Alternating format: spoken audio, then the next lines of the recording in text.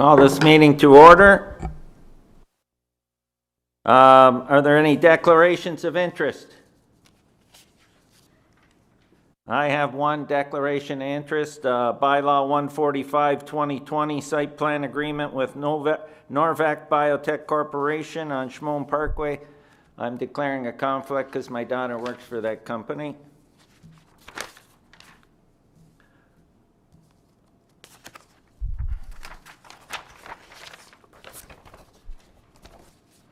Adoption of agenda. Moved by Councillor Hanley, seconded by Councillor Wilson, that Council adopt the agenda as published on October 15th, 2020, and any and all revisions published October 16th and 19th, 2020. All those, is there anyone that wants to change anything? Seeing none, all those in favor? Opposed? Carried. Adoption of minutes. Council meeting minutes of October 5th, 2020, moved by Councillor Neal, seconded by Councillor Decker, that the council meeting minutes of October 5th, 2020 be hereby adopted. Are there any errors or omissions? Seeing none, all those in favor? Opposed? Carried. Council meeting minutes of October 6, 2020, moved by Councillor Longo, seconded by Councillor Kenny, that the council meeting minutes of October 6, 2020 be hereby adopted. Any errors or omissions? Seeing none, all those in favor? Opposed? Carried. Council meeting minutes of October 13th, 2020, moved by Councillor Sentence, seconded by Councillor DeRose, that the council meeting minutes of October 13th, 2020 be hereby adopted. Are there any errors or omissions? Seeing none, all those in favor? Opposed? Carried. Mayor's report.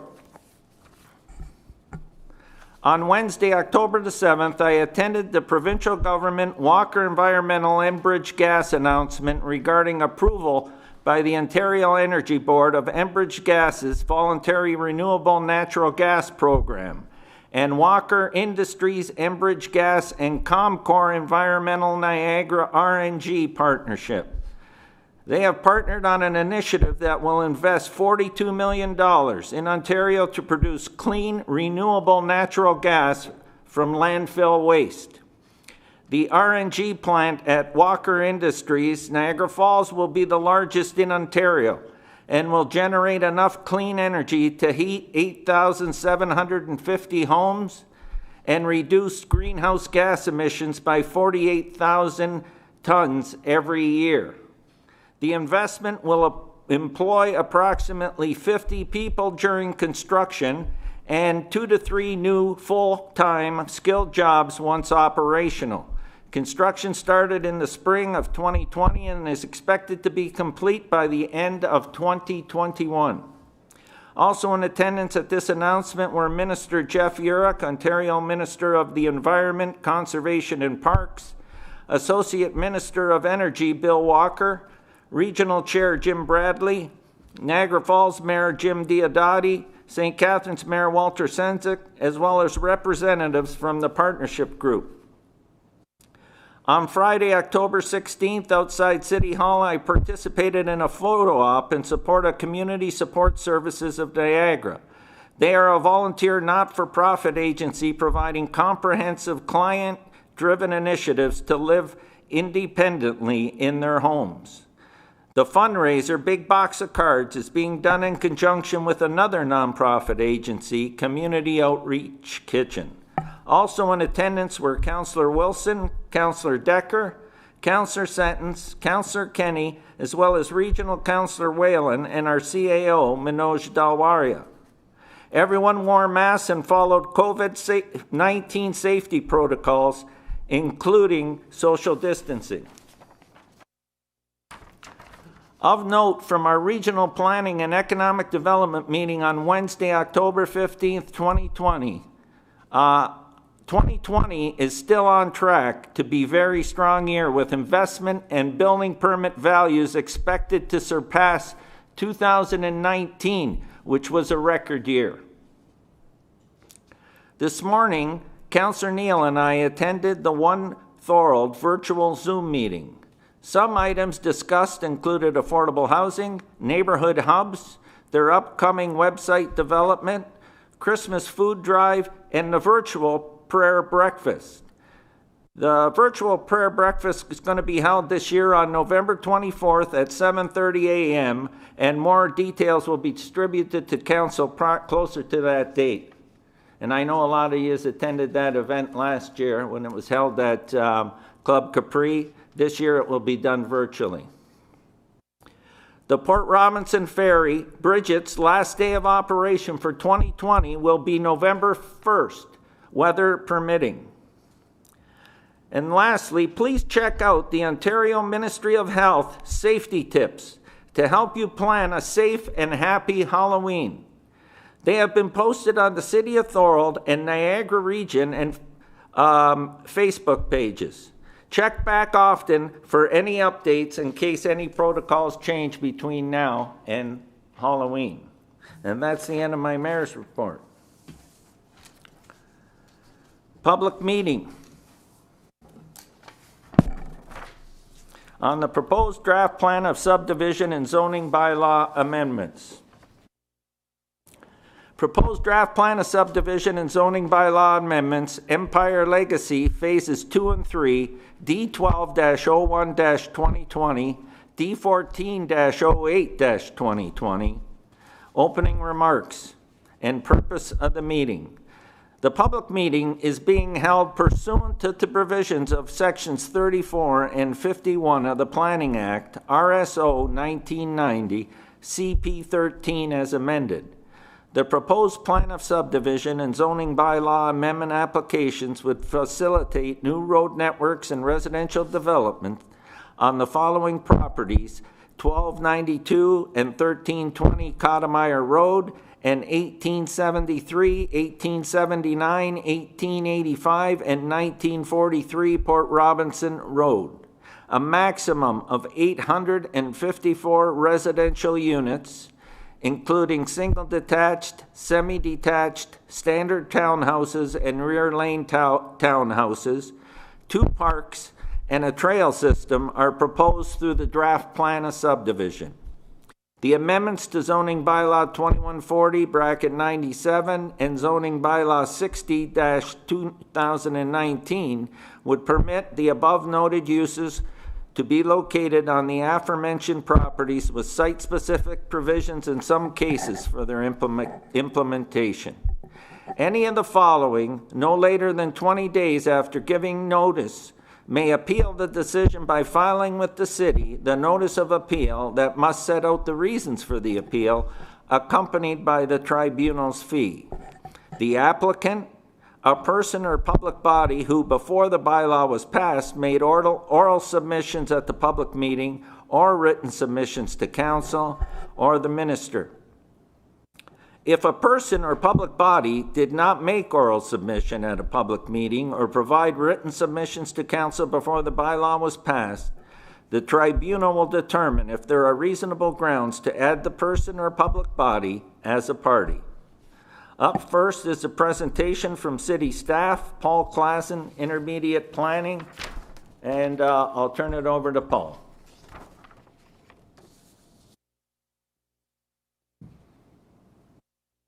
Is he on?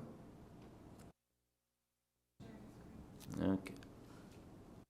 Go ahead, Paul.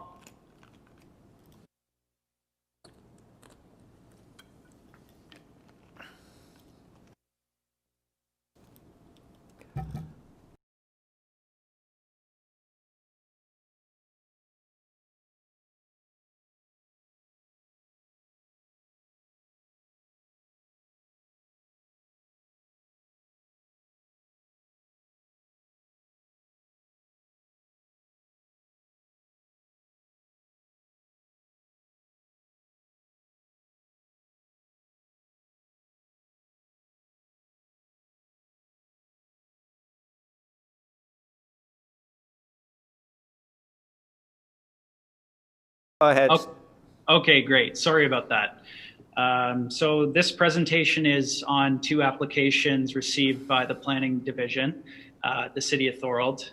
They are draft plan of subdivision and zoning bylaw amendment applications, and they are for what is known as the legacy community, phases 2 and 3 of that community developed by Empire Communities. So the lands that are in question are shown on the screen. They comprise 7 separate parcels, which were noted by the mayor just a few seconds ago. They're all on the north and south sides of Port Robinson Road, between Copmeyer Road to the west and the CN rail corridor to the east. And for context, actually, phase 1 of this legacy community is in the bottom left corner of the image there, which is being constructed and is nearing completion. The proposal is on the screen in a general form showing the road network and proposed block layout. So this is for phase 2, which is on the south side of Port Robinson Road. In phase 2, a maximum unit count of 437 units are being proposed.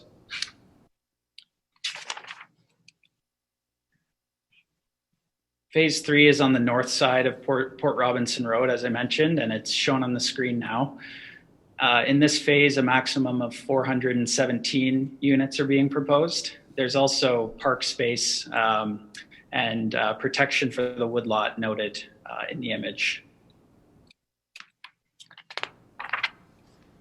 So there's more details of the proposal that I wanted to go over. The max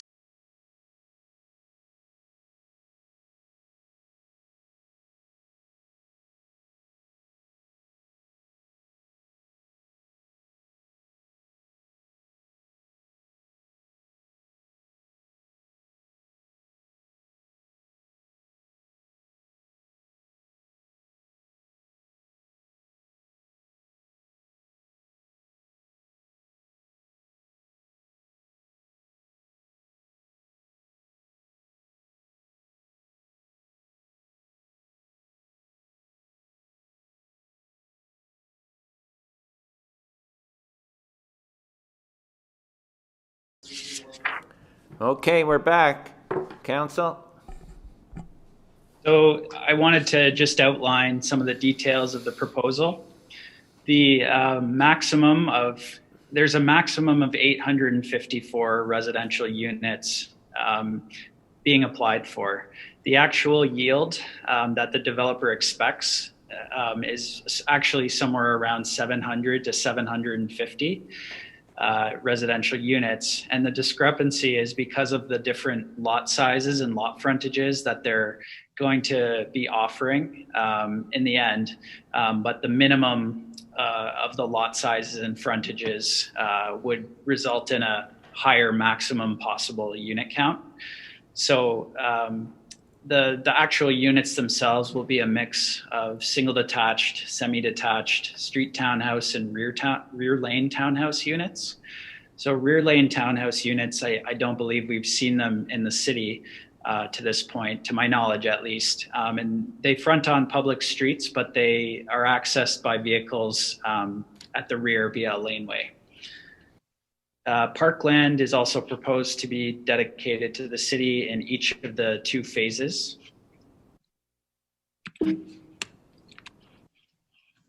So I just wanted to go over the official plan in the context for this proposal. So the area is known as the Port Robinson West Secondary Plan area. That's where these lands are located.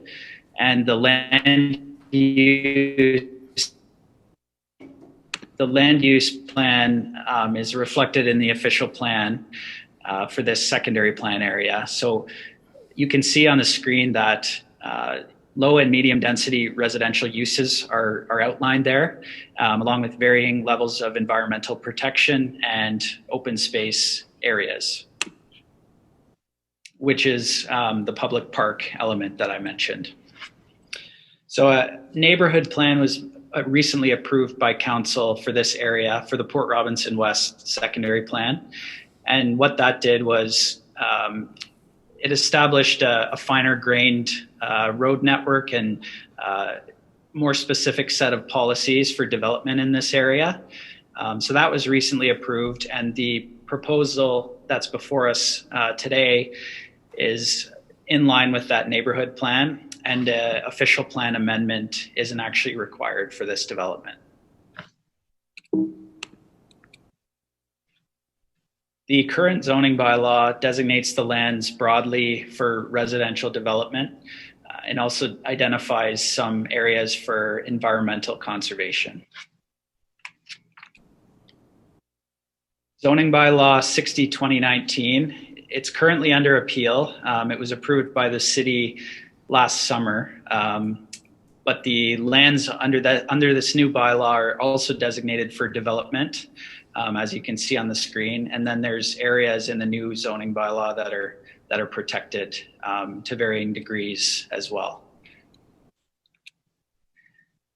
So this slide shows the proposed, basically the map of the zoning designations that are being requested for these different types of units. So in yellow, you have the single detached areas, and on the screen right now is just for phase 2.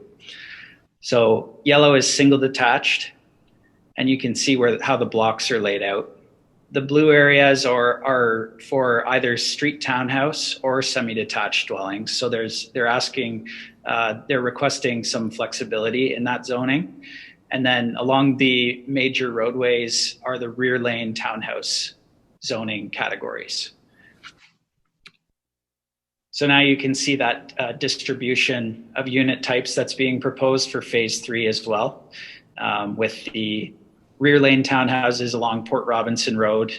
The density goes down slightly, and the single detached units are proposed at the back of the site.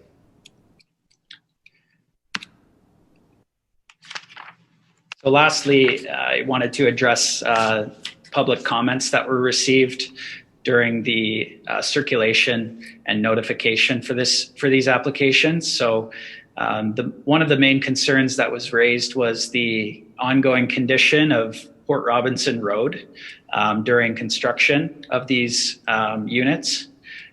The residents of the community abutting the canal, Port Robinson West, just want to make sure that access is maintained and clear throughout the construction, throughout all these different phases of construction. And there was a petition that was also received in opposition to the proposal that was signed by community members of Port Robinson West. And the concerns cited in this petition were around safety, additional traffic, and potential environmental impacts. So all of these comments will be addressed during staff's recommendation report for the applications, which will come to council at a subsequent meeting. So that concludes my presentation. I'm happy to answer any questions that council might have. Can I get back to the full screen so I can see? Okay, Paul, can you get rid of the share screen so I can see the councillors? There we go. Is there any questions for Paul? Go ahead, Councillor Sentence. Thank you, Mr. Mayor, through you. Thank you for the presentation, Paul. I guess most of the concerns or calls that I got were about the safety. I see Chief Dixon is on here today. Is all that considered? That's quite a lot of houses being built out there. Do we have the infrastructure for fire, for safety, for getting in and out? Is that all being taken into consideration? Through the mayor, we're going to be circulating the application was actually circulated already to our fire department, our engineering department, anyone who deals with the operations of the roadways and infrastructure in the area will get.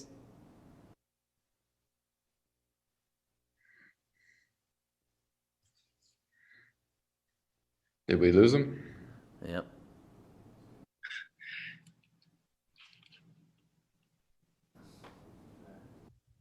Are you back, Paul? I can hear you guys. Okay, now you're back. Go ahead. Yeah, I just mentioned that we had circulated the application to our fire department, our public works and engineering staff, and we'll be getting their feedback on all of those issues. And these lands will be going through the plan of subdivision process, which involves all of those factors being addressed through the construction process. So it'll all be addressed through the individual phases of development. Thank you very much. Any further questions for Paul? Go ahead, Councillor Longo. Thank you, Mr. Mayor. Through you to Paul. Paul, I just want to make sure, I'm not sure if there's any public speaking tonight, but I know in the past when these Port Robinson West developments came up, there were concerns from the public. They were unaware of these meetings taking place. Did we do our proper work advising them of this meeting tonight? Through the mayor, yes, we notified via the newspaper, and we actually did additional notification for this file specifically.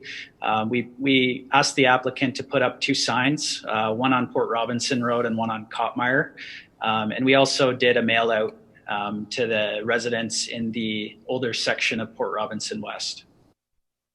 Okay, thank you. And one more question, just regarding these rear laneways for these townhouses. You mentioned it's probably the first time Thorold could do this. Who maintains those rear laneways? Is that city issue or homeowner issue?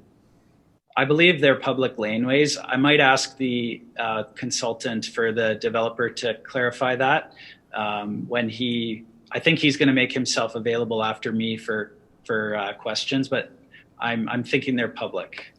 Okay, thank you. Any further questions for Paul? Seeing none, thank you, Paul. And then I'll have, if there's any questions, there's not going to be a presentation, but he's available for questions. Michael Duong from Armstrong Planning. Michael, are you there? Hello, can you hear me? Are there any questions for Michael? Hi, sorry, Mr. Mayor and members of council. I just wanted to brief introduction. Again, I don't have a formal presentation, but I'm happy to answer any questions and any comments. And I also wanted to firstly thank planning staff for their presentation and their work on this file, and also on their work on the neighborhood master plan that was just approved by council last month. It was a good iterative process between the city and various stakeholders. And I think the final result, the community plan, is a good plan to guide growth in the neighborhood. So I wanted to thank staff for that as well. And so just to go back on this laneway question, yes, we are proposing these to be public laneways. It is something that's contemplated in the recently approved transportation master plan that the city approved. And they are common in other municipalities. And right now we are working through the technical details, as Paul mentioned, with fire services and operations and other city staff to ensure that this works. Okay, is there any questions for Michael? Go ahead, Councillor Kenny. Yes, I would like to know from him, at what point do they plan on developing the parklands in there? Like in many, this development's probably going to be 6 or 7 years. In many developments, they use the parkland there for dumping soil and all that stuff. I would like to know if they're going to develop the actual park in the first couple of years so that the residents that purchase homes at the beginning of the phase will actually have a park to go to and not a pile of dirt sitting on the park. Michael, did you get that question? Yes, absolutely. The intention would be to develop the park. We would work with the city staff in terms of design and those types of details. And we are working through, starting to work on the design of the park in our phase 1 lands as well. So yeah, absolutely, Councillor. The intention would be to have the park that's readily available once residents start to move in and whatnot. So So that is the intention. Okay. Councillor Hanley. Thank you. I just wanted to comment. I'm surprised that no citizens actually spoke up, because I know of some there, Mr. Mayor, and I believe they got in contact with you about being given proper notification in regards to this development. And in regards, I just to backtrack, did we do mail outs to the property owners there in the urban area, or we just post 2 signs? Because I do believe at one time the residents may have been assured that the city was going to do mail outs to the people personally in the urban areas. I think, Paul, you answered that. We did do mail outs. Am I correct? We did mail outs, right? Yeah. Through the mayor. Through the mayor. There was some written comments that were received, and there's also a couple of speakers when we get to public participation, Councillor Hanley. Okay, thank you very much. Go ahead to City Clerk Donna. For you, Mr. Mayor, there's also a petition that I have here, signed by 33 individuals. Thank you. Okay, is there any further questions? Seeing none, thank you, Michael. We'll move to public participation, public input. Now at this time, is there anyone online who wishes to speak on the applications received? Please indicate to the clerk your desire to speak. Provide your name, your address for the public record. Up first, I have 2 speakers on my list. Terry and Amy, if you want to, one of you or both of you are going to speak, please state your full name and address. Okay, my name is Terry Larmett. I'm at 1833 Port Robinson Road, which is right next door to where you guys are going to start building. My concerns are, one, the roads are always a mess up there. Mud everywhere. It's hard on vehicles. It's hard. Cars get covered in mud. People slipping and sliding. These people do not take care of the roads at all. And there's garbage blowing around from their building, everything, like the insulation and plastic, and they're just very, very messy with the way they handle their development. Another thing is, I've been told by the people in the community that there's a berm going between the train tracks and the new development. Like just like all the extra dirt and that. Would it be something they're putting in there to try to keep the noise from getting to the people from the train tracks? I'll ask is Paul, are you still on? Yeah. Is there a berm, and could you answer the question from Terry, please? I don't know. I would assume there would have to be a berm or some sort of protection from the railway corridor. Michael might be able to clarify what type of berm and how large, but it's pretty standard that next to a rail corridor, it's used for to protect from potential train derailment and also provide noise mitigation. Michael, are you on? Yes, and in addition to that, we'll also be restoring enhancement plantings and whatnot, trees and other plantings along that berm to help mitigate with the noise as well. And did you as well hear the comments regarding the cleanliness of the road in the area around the site? Yeah, absolutely, Mr. Mayor, and that's something we press on our contractors all the time. It's something we harp on them, not just this development, on other developments. We understand it's not always 100% perfect, but we do have street sweepers and cleaners regularly. And again, when we hear from our neighbors and council or staff, it's something we put as top priority to clean. Thank you. Terry, do you have any more, or do you want to continue? You're more than welcome to continue. That's pretty much it. I'm for the berm, by the way, because that way it keeps my privacy a little bit from when I bought in the country here. I figured I'd be in the country, and I don't want people staring over their windows seeing my backyard. You know what I mean? Yep. So are there any councillors that have any questions they want to direct at Terry? Okay, seeing none, Terry, I want to thank you very much for your presentation, and all that information's been duly noted. Okay, thank you. Up next, I have Donna Kitchener. Donna, are you there?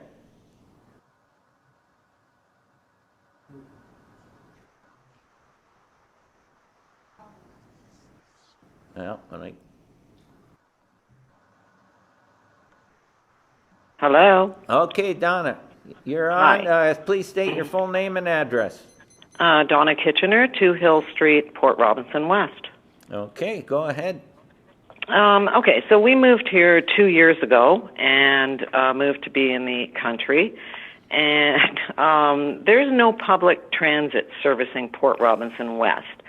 We are living, the majority of the people that signed that petition are living between the train tracks and a shipping canal.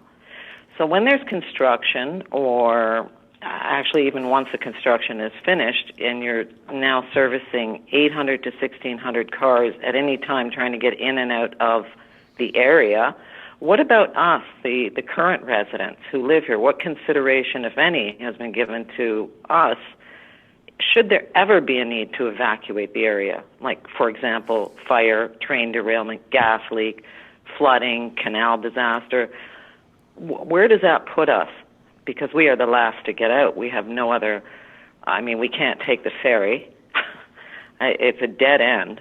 So where does that put us, the people that do live here now? Paul, do you want to speak on that? I don't have a whole lot of experience with the sort of in a situation where a disaster happens and evacuations required, but I would imagine that there's protocols that our public works staff have in that case, and basically they're doing their best to keep the roads clear and available for the residents at all times through the construction. And there's provisions in our subdivision agreement, which is signed by the applicant and the city, that they'll keep the site clean and keep it clear and the roads operational. So beyond that, I don't know if someone here could speak to that better than I can, but that's what I would say to that. Okay, so that's not really. I'll get our Director of Public Works and Community Services to say a few words on that, and I'll turn that over to Mr. Holman. Yes, thanks, Mr. Mayor. Yeah, no doubt about it. It's a unique piece of geography, and in an event that was mentioned by Ms. Kitchener, there would have to be some emergency planning taking place. We know that Port Robinson Road has a flyover. We know Merritt Street has an opportunity to get across the 406. Improvements are contemplated on Cotmire Road with the roundabout and north and south of that. It's something that we'll have to take into consideration, maybe as part of the developer's submission of their traffic impact study, to have a look at what might happen in the event of a mass evacuation, that it doesn't just address the new people moving into these new homes, it also deals with the existing residents that live on the east side of the tracks. Yeah, it seems that there's not that much consideration for this side so far, anyway, from anything I've read or heard, that it's like we're non-existent here. And I have to say that petition that went around, the general consensus by everyone was that we are the southernmost forgotten town in Thorold. And that's not coming from me, because I've only lived here 2 years. I moved to get away from all of the building and subdivisions, and I love it here, but that is quickly changing. So, Donna, do you have any further questions? I'm going to open the floor for any questions from council, but do you have anything further to add before I do that? Not really any more questions. That was the main concern, other than the, again, as I think it was Terry Laramette had said, our vehicles, with the condition of Port Robinson Road currently, even on Merritt Road, where Phase 1 has gone in. I mean, I've had 2 flat tires, and a lot of people that I did speak to also had flat tires, because there's nails all over the road and they're building materials and whatnot. So other than that, I don't have any more questions. Is there anyone from council that has any questions for Donna? I got Councillor Sentence and then Councillor Neal after that. Go ahead, Councillor Sentence. Yeah, thank you, Mr. Mayor, through you. Thanks, Donna, for coming on.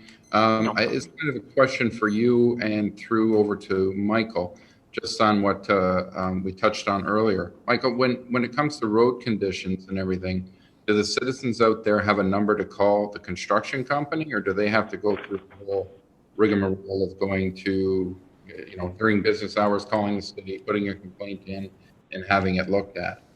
Is there a number to get a hold of directly the construction company to put a complaint in on a road issue or something like that?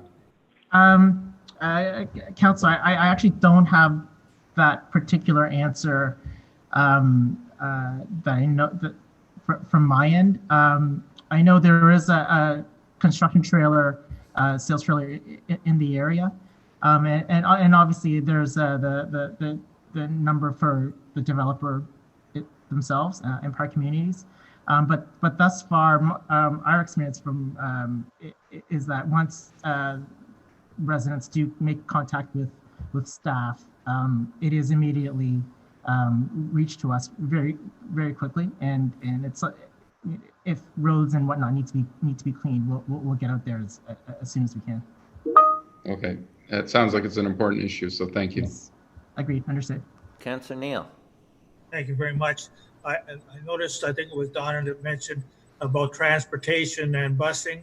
And I believe in our strategic plan in the transportation section, I believe we address the south part, the bus service, which it could come from Welland, if not Thorold, but at least we're going to discuss it, and we'll have some sort of busing out in that area.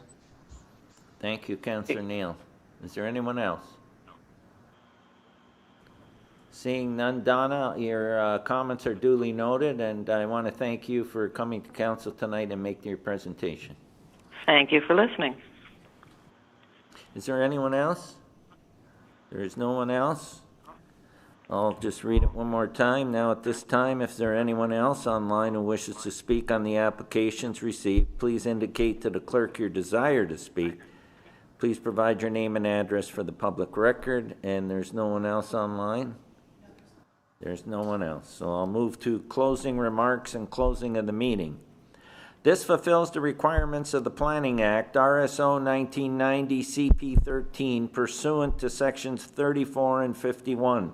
Staff's recommendation report will be considered by City Council at a future council meeting. Please provide your contact information and indicate to the clerk at clerk@thorold.ca. That's clerk@thorold.ca if you wish to receive notice of council's decision. Alternatively, a letter requesting to receive notice of council's decision may be sent to the city clerk. As such, the public meeting portion of this application is now closed.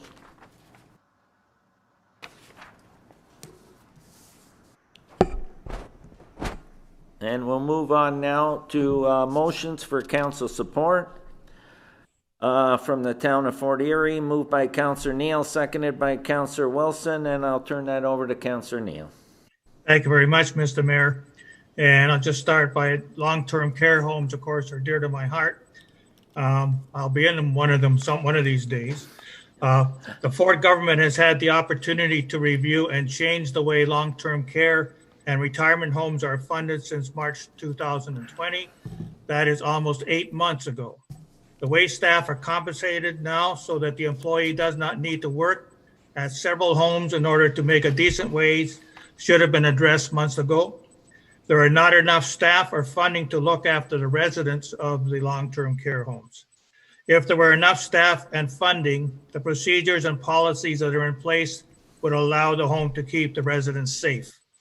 The provincial government has been talking since March about changes that should be made, but nothing has been done.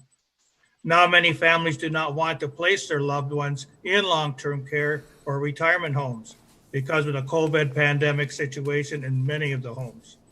I am pleased, by the way, to say that Cobblestone Retirement Home has been free of the virus because of the wonderful staff there. More than 3/4 of all deaths in Canada have been among residents of long-term care homes. Therefore, Mr. Mayor, I move that we investigate the level of on-site licensed nursing care being provided at the private sector retirement homes and ensure patients are being discharged from hospitals to facilities that provide the level of care they require and deserve, and direct Ontario Health to ensure the appropriate level of care required by patients discharged from hospitals to retirement homes when long-term care accommodations are not available, and provide the necessary level of funding for the Ontario Health to do so, and establish clear, consistent, and effective rules to regulate retirement homes as a vital component of the range of care as a residents age and require various care needs, be received and supported. Anyone like to speak to that? Seeing none, all those in favor? Opposed? Carried. 11B, City of Thorold, moved by Councillor Decker, seconded by Councillor DeRose, and I'll turn this over to Councillor Decker. Thank you, Mr. Mayor. Whereas the City of Thorold adopted the process of collecting personal information on COVID-19 questionnaires for health and safety purposes as recommended by public health officials, and whereas Section 5 of OREG 823 of the Municipal Freedom of Information and Protection of Privacy Act states that personal information collected by an institution shall be retained for the shorter of 1 year after use or the period set out in a bylaw or resolution, and whereas the city clerk recommends a retention period of 30 days for completed COVID-19 questionnaires. Now therefore be it resolved that the city clerk implement a 30-day retention period for completed COVID-19 questionnaires. Is there anyone who wants to speak to that? Seeing none, all those in favor? Opposed? Carried. 11C, Loyalist Township, moved by Councillor Sentence, seconded by Councillor Hanley, and Councillor Sentence, you're up. Thank you, Mr. Mayor. This is just the resolution that was passed by the Council of Loyalist Township at its meeting of September 28, 2020, requesting confirmation from governments of Ontario and Canada that funding will be available for smaller charities, community groups, service clubs, and due to their inability to raise or acquire funds through conventional methods because of COVID-19, be received and supported. I would like to support this motion that they have, because we all have small groups and charities in our communities. Ours would be our senior center can't have their bazaars or their indoor yard sales to raise funds, or trivia nights for some of our other groups. So I would like to put a motion forward that we support this this motion from Loyalist Township. So that's what the motion states. So are all those, anyone else want to speak to that? All those in support? Opposed? Carried. Town of Pelham, moved by Councillor Longo, seconded by Councillor Wilson, and I'll turn this over to Councillor Longo.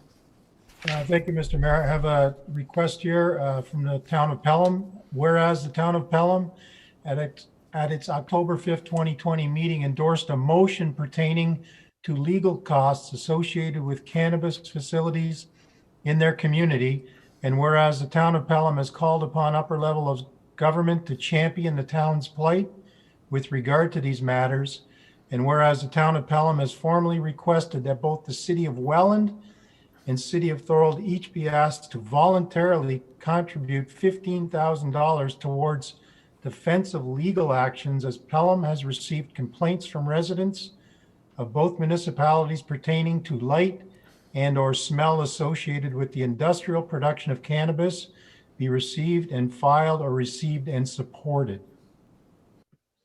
So what are you putting forward? Receive or support? Well, I would like to just receive it and file it, Mr. Mayor, and I would tell you why. I feel for the Town of Pelham. I support the Town of Pelham. This issue, an issue very similar to this, was brought to us in the summertime, I believe at a July meeting. The City of Welland asked for our support regarding odor and light emissions from cannabis facilities. I think this is bigger than the town of Pelham and bigger than the city of Thorold and city of Welland.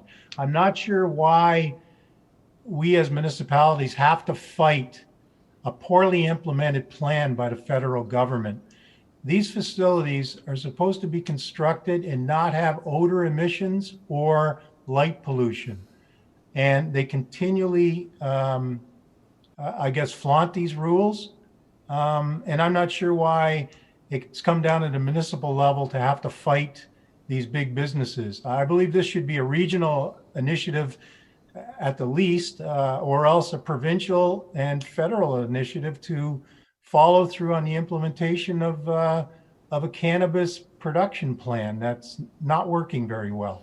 So again, feel for the town of Pelham, but I can't see us contributing cash for legal defense. So we're, the motion on the floor is that we receive this. Does anyone else want to speak to that?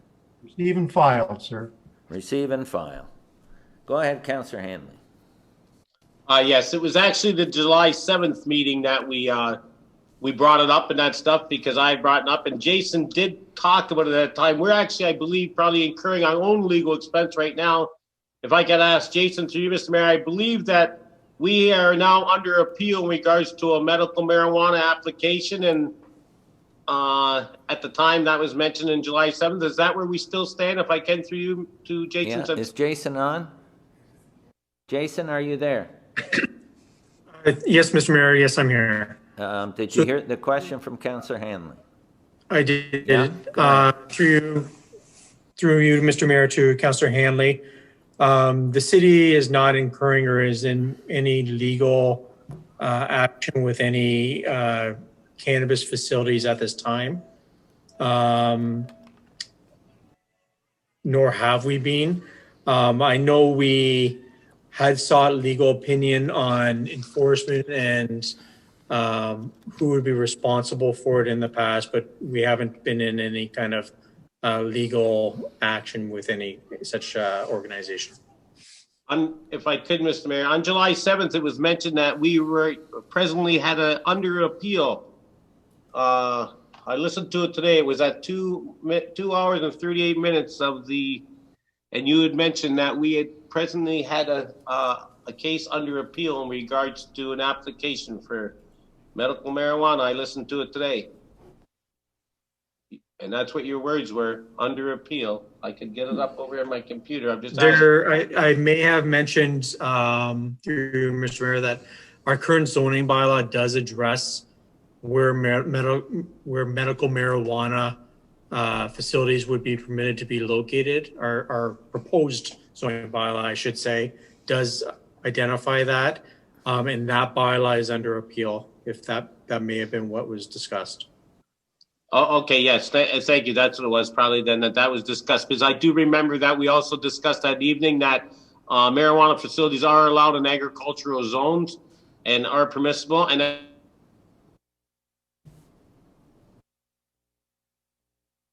to the issues of the smells and the complaints we had, and that it should be addressed to Vance Badaway, that's something that the city of Thorold shouldn't be dealing with, or Pelham for that sake, because this all comes down to the federal government that regulates this business and Health Canada issuing the licenses, and that's who should be taking care of these issues and that stuff, as Councillor Longo said. So I just want to make that. So, and thanks, Jason, for the clarification about the appeal.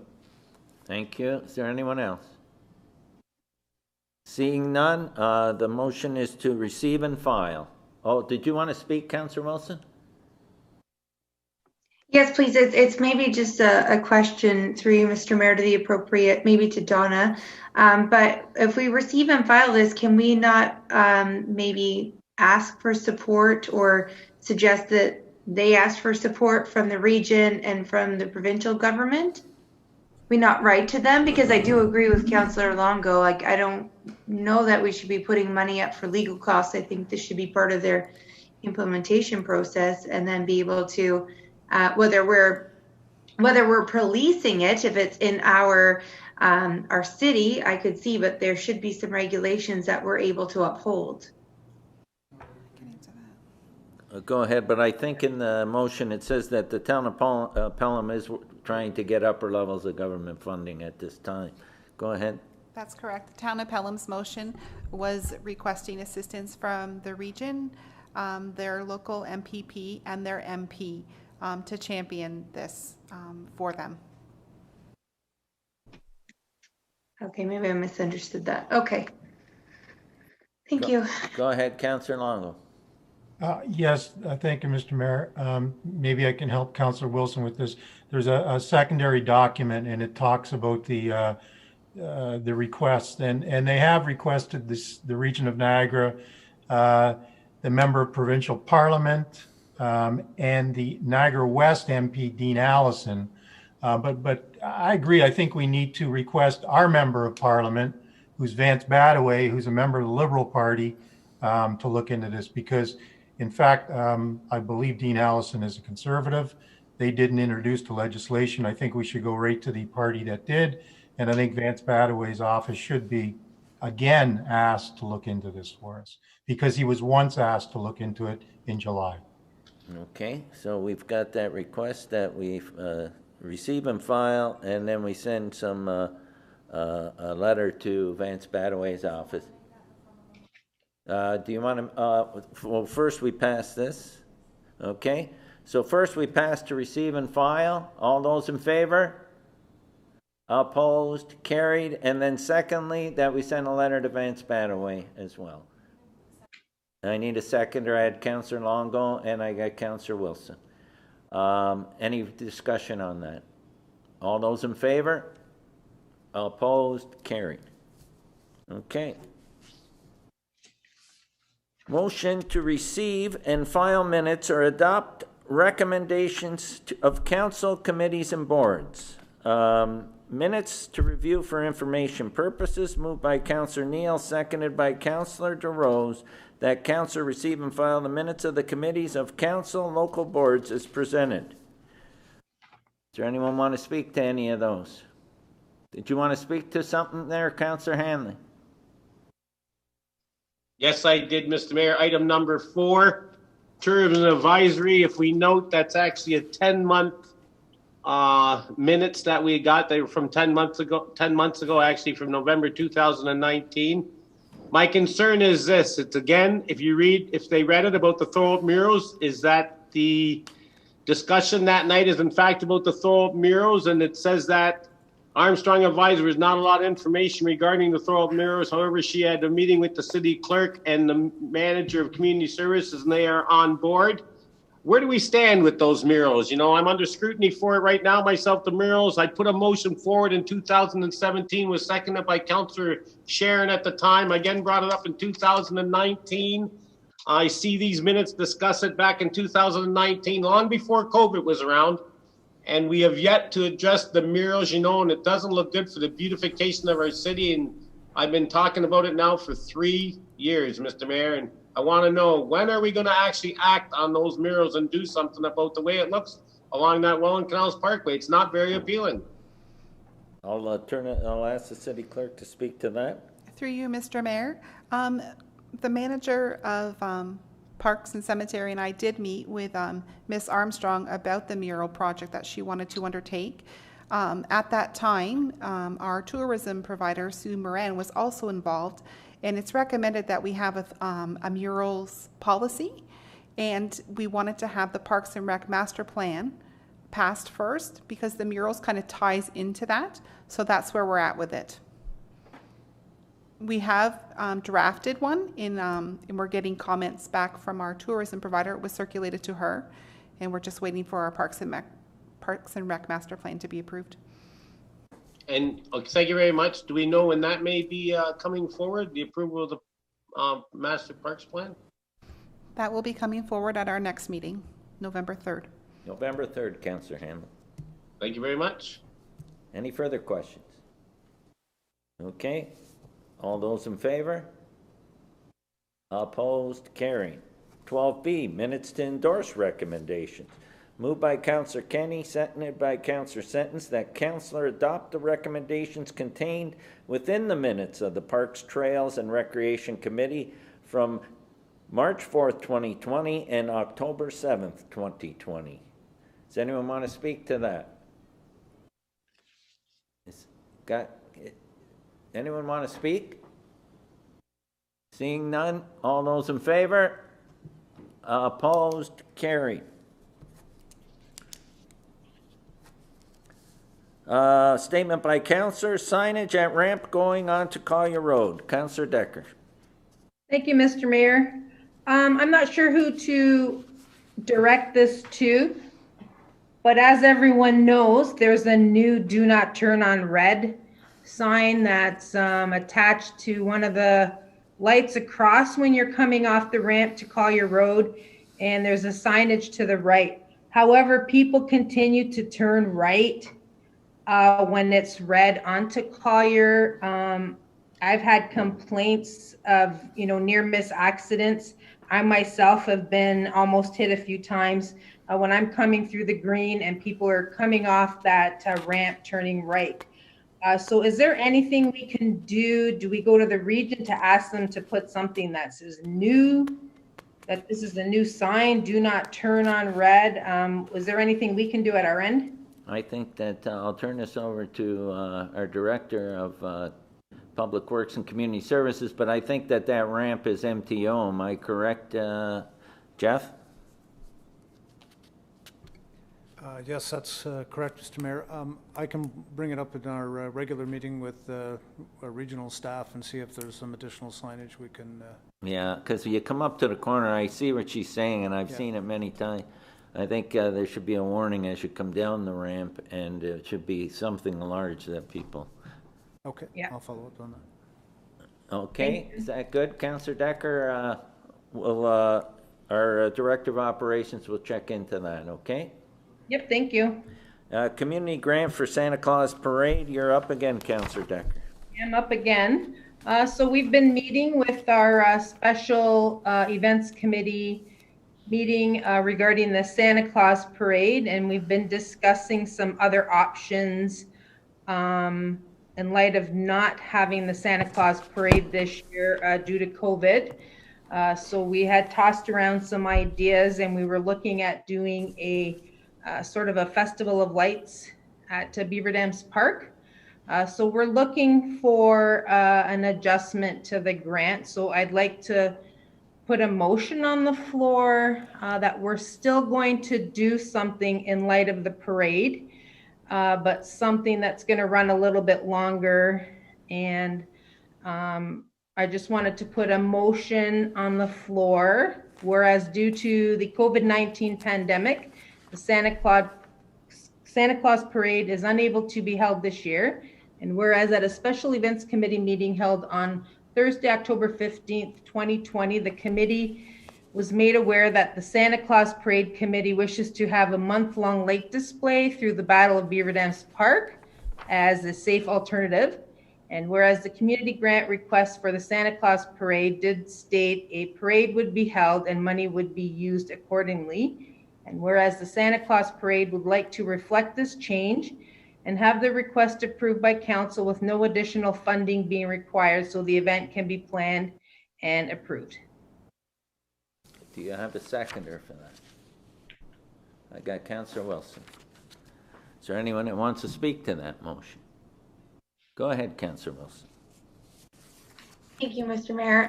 Councillor Decker, I think that's an amazing idea. So congrats to you and the committee for coming up with that. I think that's awesome. And I could actually see that as becoming, not that we would not have a parade, but maybe something that we do in addition in the future. I think that's a great idea. So thank you.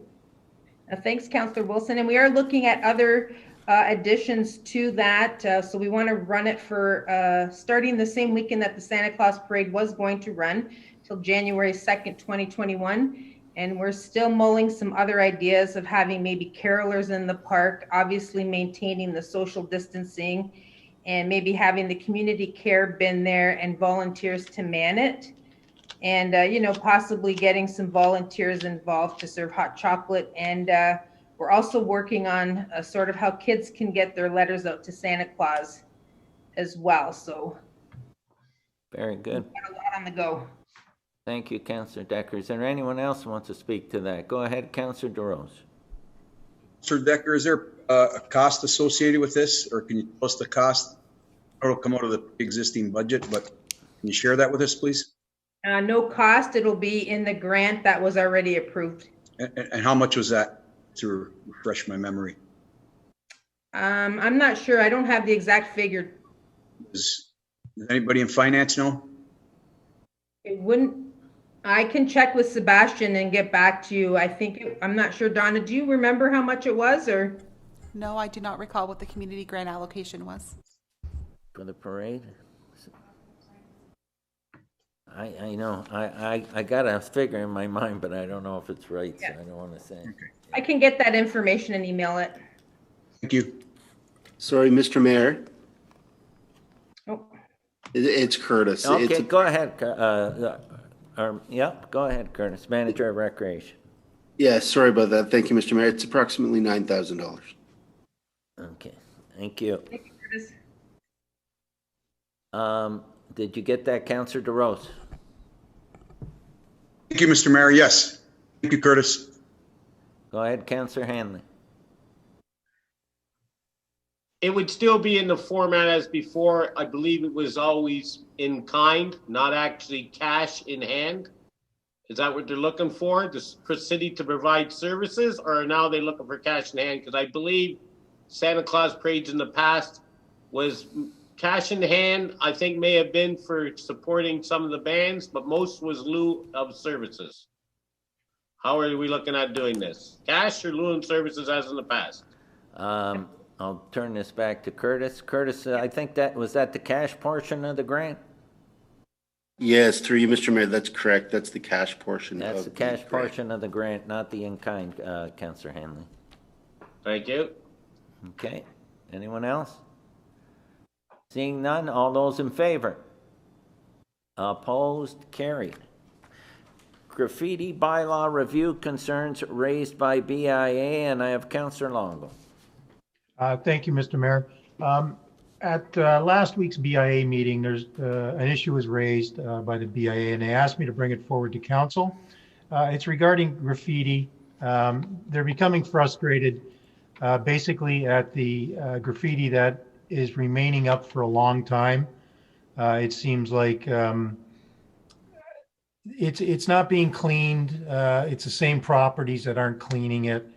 And they asked me if I could bring it to council and see if I could get some sort of support or a report back that can bring a review to council and possibly some suggestions on how we can shorten up the amount of time businesses have to clean up graffiti, and then ways we don't want to have to find people, but I guess ways put in place that would make them want to clean up quicker. Jason, do you want to respond to that? Certainly. Thank you, Mr. Mayor. Through you to Councillor Longo. We can certainly address the graffiti if it's on private property. I have taken a look. We haven't been notified of any graffiti for quite some time in the downtown area. So if it is in fact there, we'd be happy to send officers out there to take a look. As per our records currently, all the graffiti issues that have been raised have been removed. So knowing that now, I'll send somebody out there to take a look. Thank you, Jason. That would be appreciated. And I'll speak with the chair of the BIA and let him know. And I'll have him follow up if he sees any future issues that he wants rectified. Thank you. Absolutely. Thank you. Councillor Neal, go ahead. Just maybe it, because I'm looking back and I believe we have a bylaw in place that people that or businesses that have graffiti on their walls have a certain period of time to clean it up. Maybe Donna could correct me, but I thought we had a bylaw in place for that purpose. We do. We do. Correct, Donna? We do. I think that, and that's, Jason's going to have them do a review down there. As well, on the BIA committee, if they see any graffiti on these buildings, if they were notified by law, would also be a good step as well. Go ahead, Councillor Kenny. I have to ask, why are we going to send our bylaw officers out to look for graffiti? Why don't we just tell the people that have a problem with the graffiti to call the city and say there's graffiti that they'd like taken down? Our bylaw officers are busy enough. They're always saying they have too much work. Why are we going to go look for graffiti? I mean, if I don't have a problem, if somebody in downtown has a problem with graffiti, just ask them to give the city a call and we'll investigate. But to go out and look for it, I don't know why we'd send our officers out to look for it. Go ahead, Councillor Longo. Thank you, Mr. Mayor. This was just relayed to me at the BAI meeting. They brought up the concern. They say they've complained about it. They say that it's not being taken care of, and there's been graffiti up for long periods of time. They just want it cleaned up. I would think after spending millions of dollars downtown, this would be the perfect time to step in and clean up downtown of graffiti. So I'll have the chair of the BIA call Jason Simpson. The chair's down there every day. I'm sure he'll pick the phone up if that's the direction we want to do. Okay, thank you very much. Go ahead, Councillor Hanley. I have a different view of why would we send the bylaw officers down there. We have a councillor, he's brought an issue forward that's been presented by the BIA. They pay taxes. They have the same rights to assistance as any other citizen does. And if that's part of their duties to go out and look at it, and Councillor Long has made a perfect point, we've spent millions of dollars and it'd be a great time to step up instead of stepping back. So if we got to go out of our way, aren't we all about beautification, or are we about waiting for someone to call? Because I do believe we don't only operate on a complaint basis anymore. We see something, we act upon it. So I can't see any problem, because to be downtown looking to give out people parking tickets so they could have a look for graffiti while they're there. Simple as that. Okay, Councillor Hanley, Mayor's report.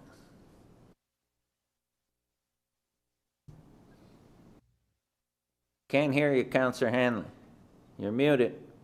One is, the first one is in regards to you, Mr. Mayor, to the clerk. When the mayor makes a report in front of council, is council allowed to question or comment in regards to the mayor's report? Through the mayor, yes, a councillor can ask the mayor a question if they have something about the report. On that note, could I ask then, as councillor have to do with statements of councillors, maybe if the mayor knows beforehand what he's going to be talking about or addressing a council, that we could be notified too in regards to it? I can't see, it may be of something that a councillor may want to question or have comments to, and we would have to wait until actually right at the meeting time to get the information. We wouldn't be able to address it if we wanted to. I'm not thinking just myself, but everybody. I'm trying to make it should be only fair. As council needs to report, the mayor should have to also, so we got an idea what's going to be discussed. Councillor Hanley, if I got the report ready, I have no problem sending it to the clerk and she can send it out. Sometimes I don't do it till like 2 hours before the meeting. It's dependent on, but any questions you have, I'd be absolutely have no problem answering. The thing with the mayor's report that you have to understand, we're not doing council business. It's relating to events that I attend or functions going on in the city. So basically the mayor's report is relating to places like this today, where I was at the event for Walker Brothers and the event for the fundraiser, and made comment on Halloween and issues like that. So it's issues that we're invited to, or issues that are going on in the community to make the community aware. They're not issues regarding decisions we're making in council. Thank you. I just wanted to ask that.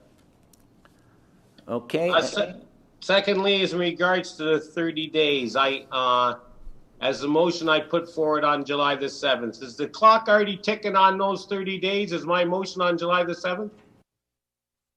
The clock is ticking, and what was the date? It started clicking on. Okay, I'll give you the date in 1 second, Councillor. Right? Okay, and I'll comment on that. When was the? special meeting.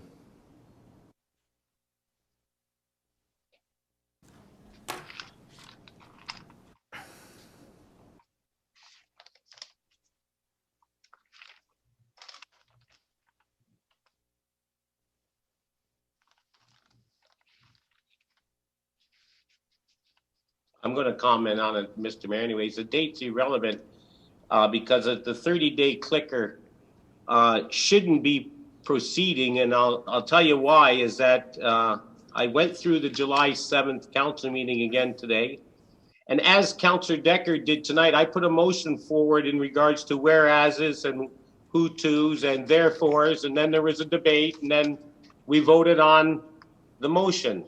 On that night, Mr. Mayor, my motion, as I read it, is not serving of what's occurring now with the 30-day progress. For I had stated, and I'll state it now, this is my exact words, I went through the meeting today, whereas prior to a vote by council on a Canada Games Park lease agreement, the public and council be given an ample time to review documents. And whereas a time limit of 30 days prior to a vote, 2 council meetings be allowed for council public to view, research, and pose questions. And whereas prior to a vote by council be given ample time to present the legal questions with a solicitor for the city of Thorold available for 10 days prior to a decision by council for information purposes. And whereas seeing the time allotted so far to present such leases 14 months since May 21st, 19, and 7 months since December 3rd meetings, and whereas as seeing the time needed to come to terms of agreement so far as between 7 and 14 months in negotiations to even present a lease to council, and whereas of today a time frame of 14 months since May 21st and 7 months since December 3rd, it is apparent this decision cannot be made with only 4 days to view documents. Therefore, the council of the city of Thorold support my motion to allow council and the public 30 days to view documents prior to a decision by council on a 40-year long-term lease. That was passed unanimously, Mr. Mayor, by my fellow councillors, and unless there's been a reconsideration vote, that does not constitute the 30 days of the motion I read that night, regardless of what, and even during that time frame, our own solicitor had mentioned it, that even if we wanted more time, he was okay with it. And I even have the time. Tom Richardson stated that 3 hours, 16 minutes, and 40 seconds of that July 7th meeting. Additional time will be welcome. I'm not sure how the other parties will receive that. That was his words. And by you doing and putting this forward and say the 30-day clock, the 30-day has not started, Mr. Mayor. Council passed that motion unanimously. And I stated, I went through that meeting more than once, more than twice, more than 3 times. I made it clear what that motion was be, and not one councillor voted against that motion, Mr. Mayor, and not one councillor put a friendly amendment forward to change that motion. So my motion, as I spoke that night, should, and I believe, will stand. That's my feelings on that, Mr. Mayor. That's what I read that night. I went through the whole council meeting today and wrote it down. Councillor, first of all, the vote wasn't unanimous, but secondly... okay, you didn't vote for it. I'm sorry, but everybody else did. No, it wasn't that me at all. The vote wasn't unanimous. But listen, the 30 days started on August 30th, September 30th, and that was the special meeting. That's where the documents, the solicitor presented. If you have questions regarding the motion and the reason why... the public, Mr. Mayor, 30 days... The reason why that the solicitor has done that, you can ask that question through our CAO and he'll contact our solicitor and you'll get an answer to that question. Mr. Mayor, I made a motion and that motion should stand. Anything to the contrary is not democracy. We voted democracy. We voted democratically that night. Regardless if it was unanimous or not, it passed. And in order to change that motion, there has to be a reconsideration. Okay. I don't want us to sit here and argue about it. I'm not going to sit here and argue. I'm going to say that whatever question you have, you ask through our CAO and he'll get the answer from our solicitor. And the solicitor will tell you when the clock started and why it and why the process was such. Regardless of what the solicitor said, we passed the motion by council, and under the Municipal Act, that stands. And the CAO has a duty of care as the head of our council to see that motions and recommendations by council are adhered to when followed through. That's the Municipal Act. And he'll get you that answer, Councillor Hanley. Okay?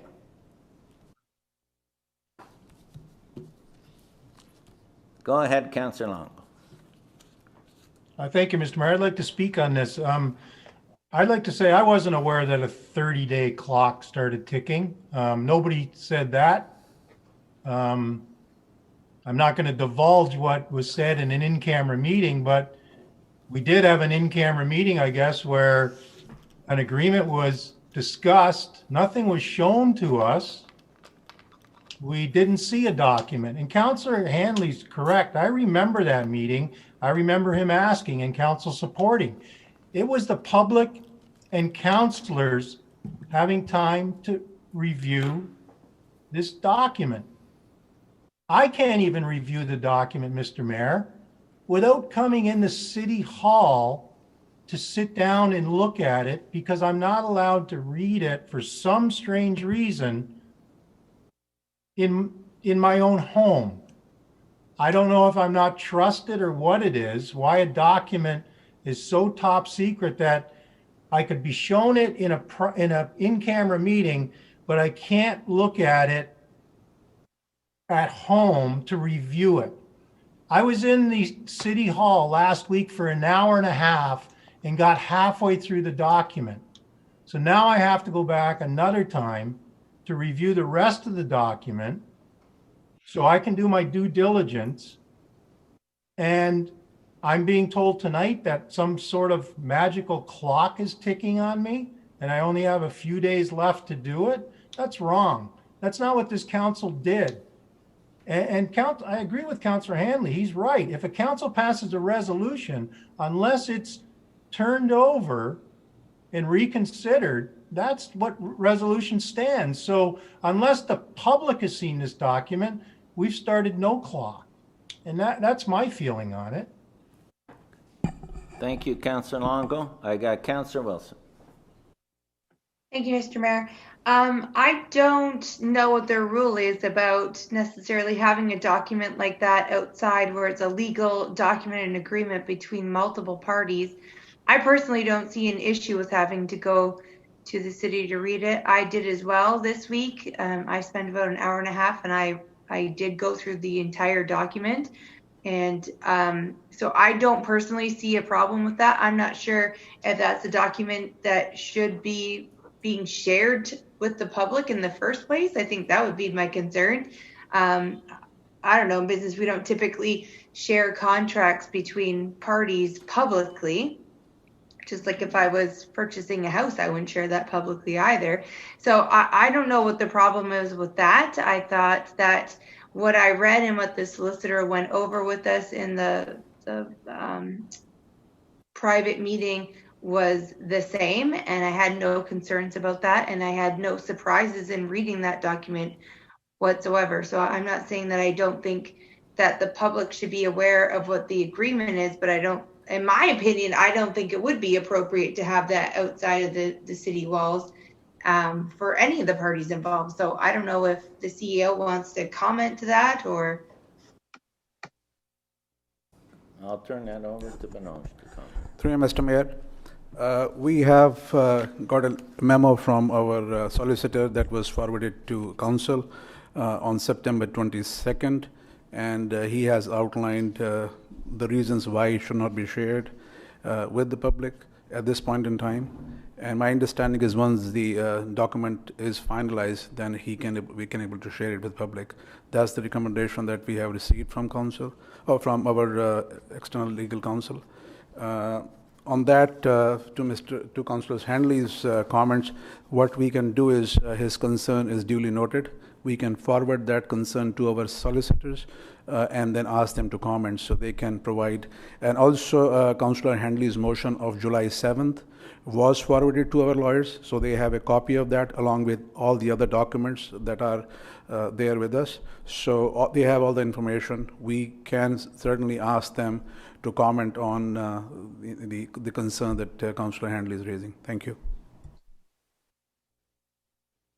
Any further questions? Councillor Hanley. Is the document that was forwarded to the solicitor what I had said? Or is the document that was forwarded to the solicitor a motion that was written by the city as how they wanted it worded?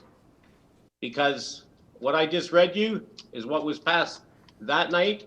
And I believe when I put it in the form of a motion, the whereas and therefores, it's documented. And to me, it's passable and it's legal. Go ahead, CAO. Through you, Mr. Mayor, I got the copy of the motion from our clerk, and the same motion was forwarded to the lawyers. Thank you. Any further questions? Go ahead, Councillor Sentence. Yeah, thank you, Mr. Mayor. I just threw you to Manoj maybe. I've come in twice to look at it. I don't think there's any secrets. There's no misgivings going on. Nobody's trying to hide anything. Can we ask the lawyer when we can, if and when we can let the public see it? I don't see there's no secrets in there. There's nothing, contrary to public opinion or anything. So can we find that answer out? Through Mr. Mayor, certainly I will forward that request to our lawyers to take that into consideration, and then whatever they advise, I will communicate to council. Thank you. Thank you. Anyone else? Okay. And we'll move on. Because as of right now, that the reason that the process went like that was the direction from our legal counsel. And then... that don't matter. He doesn't override council decision. Well, there's reasons why, and you'll get the answers, and there's been questions asked that will be answered. Okay, Councillor Hanley? Moving on.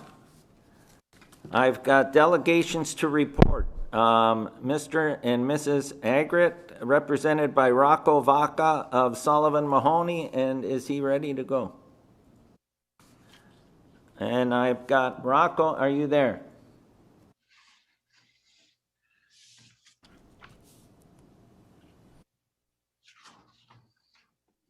Hello.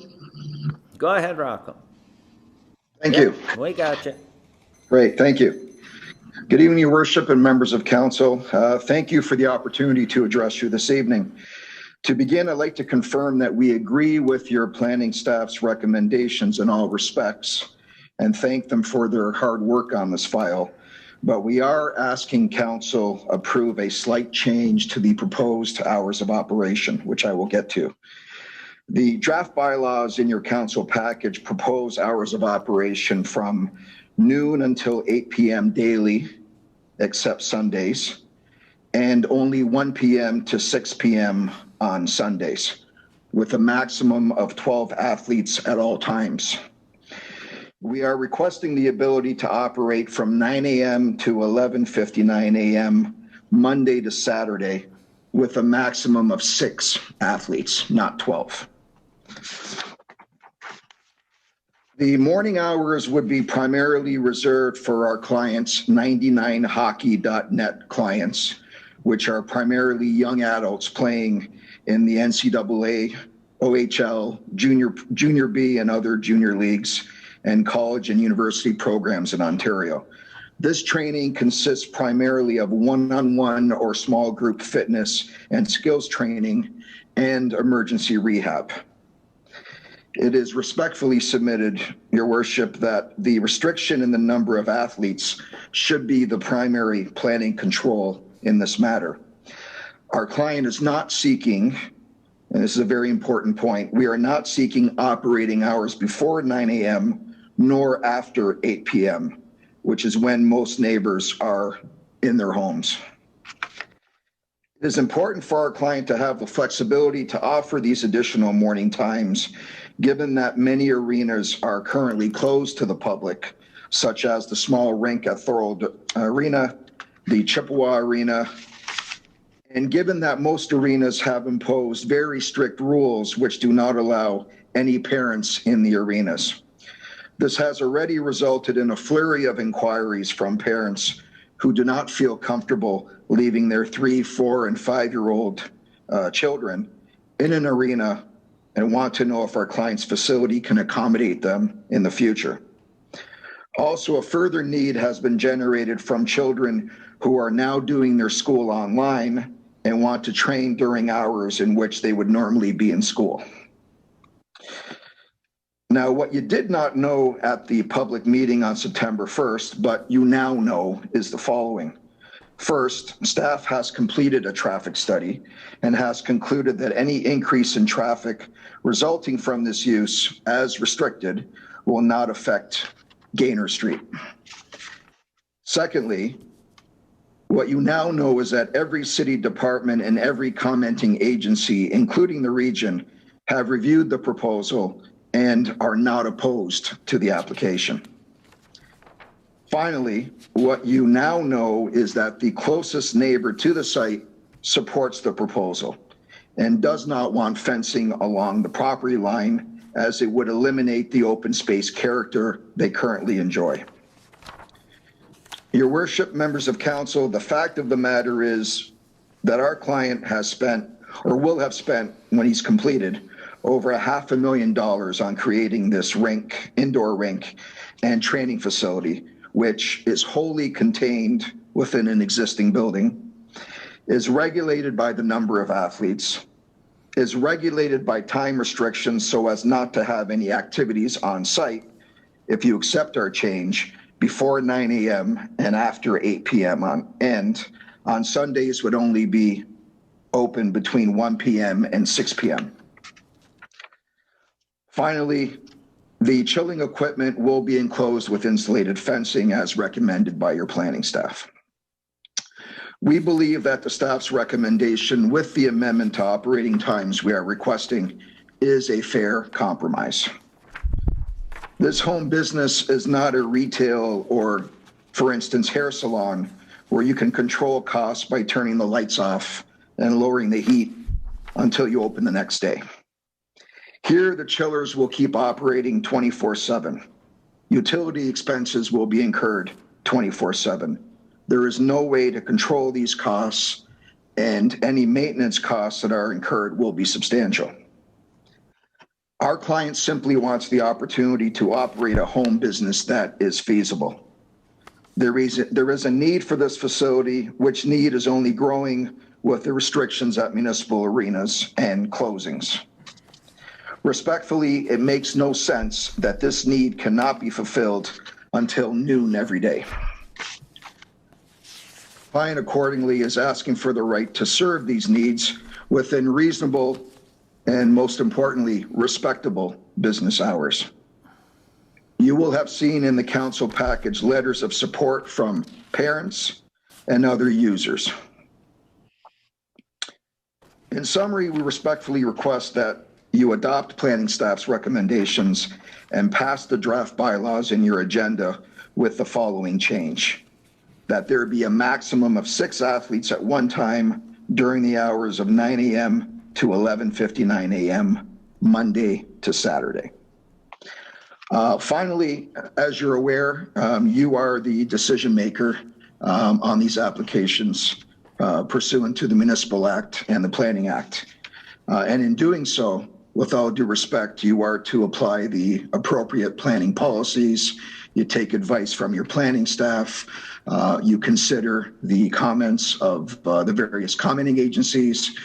And of course, you consider the comments by the neighbors. I believe we have attempted a compromise that deals with the issues raised by the neighbors. You now know that issues of traffic and other issues that were raised have been more fulsome reviewed by staff by doing a traffic study.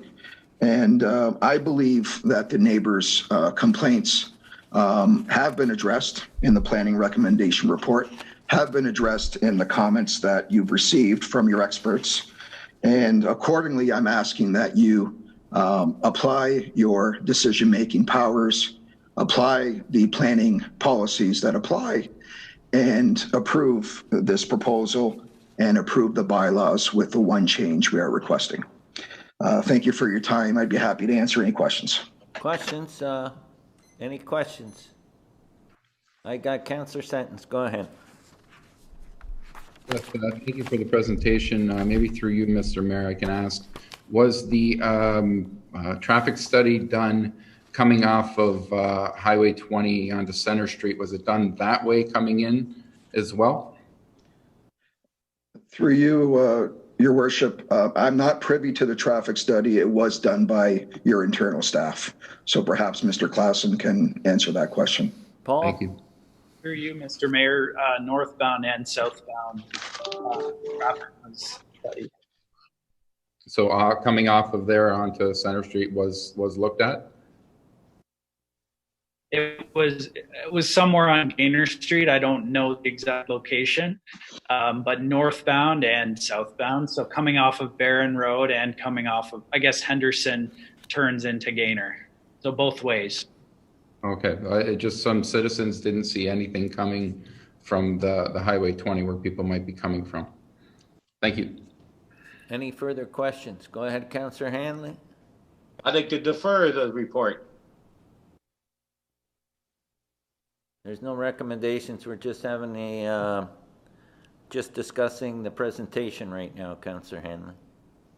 But it does say in there approved, that it be approved. Are we not, is that what we're going to do? No, it's coming up under discussion reports.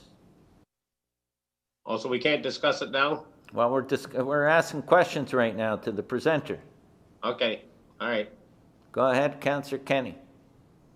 Yeah, just the time change. It says between 12 p.m. and 8. So you're asking it start at 9 a.m. Is that what you're asking? Yes, through you, Mr. Worship, we're asking 9 to 11:59 a.m. to be technical, with a restriction of only 6 athletes. Those are the times that my client's operation is basically 2 different groups. There's the nights, which is more of the youth program.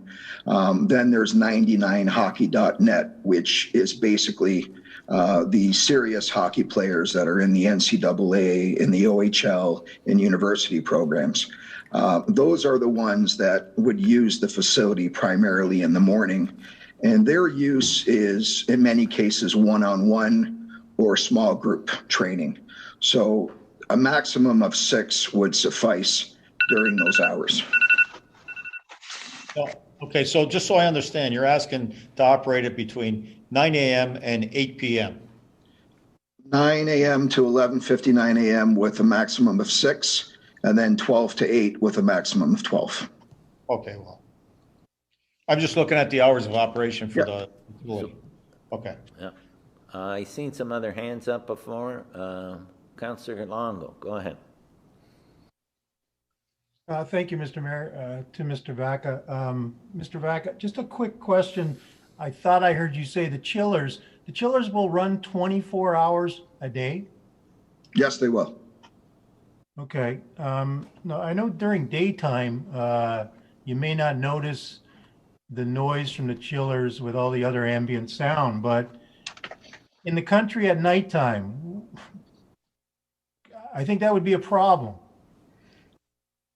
You have a comment?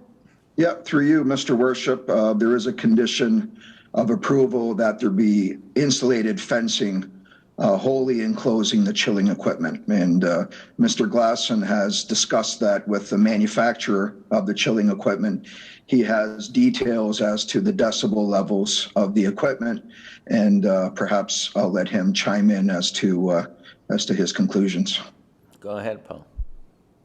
Through you, Mr. Mayor, my understanding is that these chillers are they're designed to operate appropriately in a residential setting, and I think the context here actually helps quite a bit in that the existing building would screen the chiller as well, in addition to that fencing that was mentioned. And I think they typically operate in much more compact residential settings. That's based on my conversation with the applicant and the manufacturer of. Okay, I'm just concerned, it could be like the sound of an idling truck in the middle of the night. So I'd be concerned about that. My next question is regarding the traffic study. You mentioned that an increase of traffic will not affect Gaynor Street. So there must be some effect on Gaynor Street from the increase in a business that operates about 80 hours a week. Through you, Mr. Mayor, yeah, there's no denying that there will be additional vehicles accessing this property. I think the engineering comment as a result of that study was that the proper function of the roadway wouldn't be diminished by the scale of this business. I think what our staff was getting at is, and in my report, we're trying to convey that this use doesn't have enough of a traffic impact that's considered inappropriate for Gaynor Street. Okay, and if I could, Mr. Mayor, ask one more question regarding a traffic study. The city of Thorold initiated and paid for that study? The city of Thorold did conduct it. I don't know where the funding came from or if it was even a result of this application. I think it was a separate undertaking by engineering or operations. I'm not sure if Jeff might be able to comment on that. Go ahead, Jeff.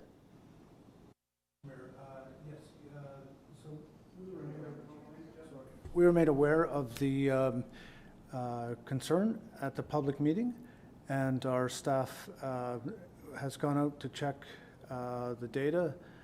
And you may recall at our last council meeting, there was a report dealing with traffic calming.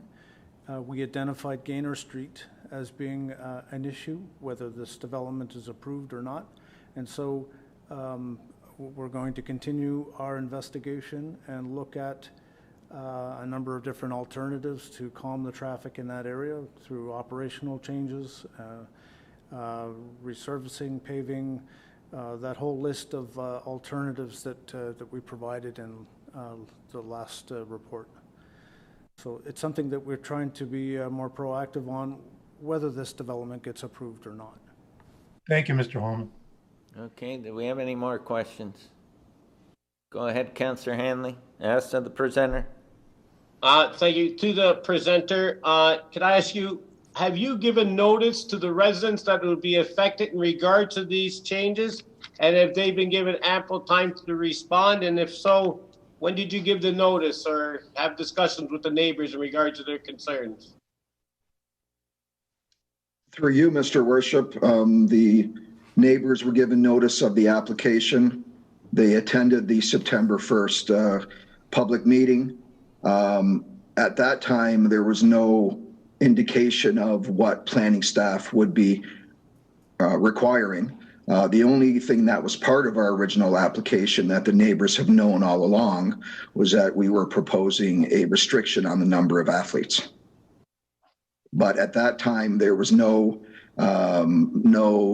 confirmation as to what the restricted hours would be. Go ahead, Councillor Hanley.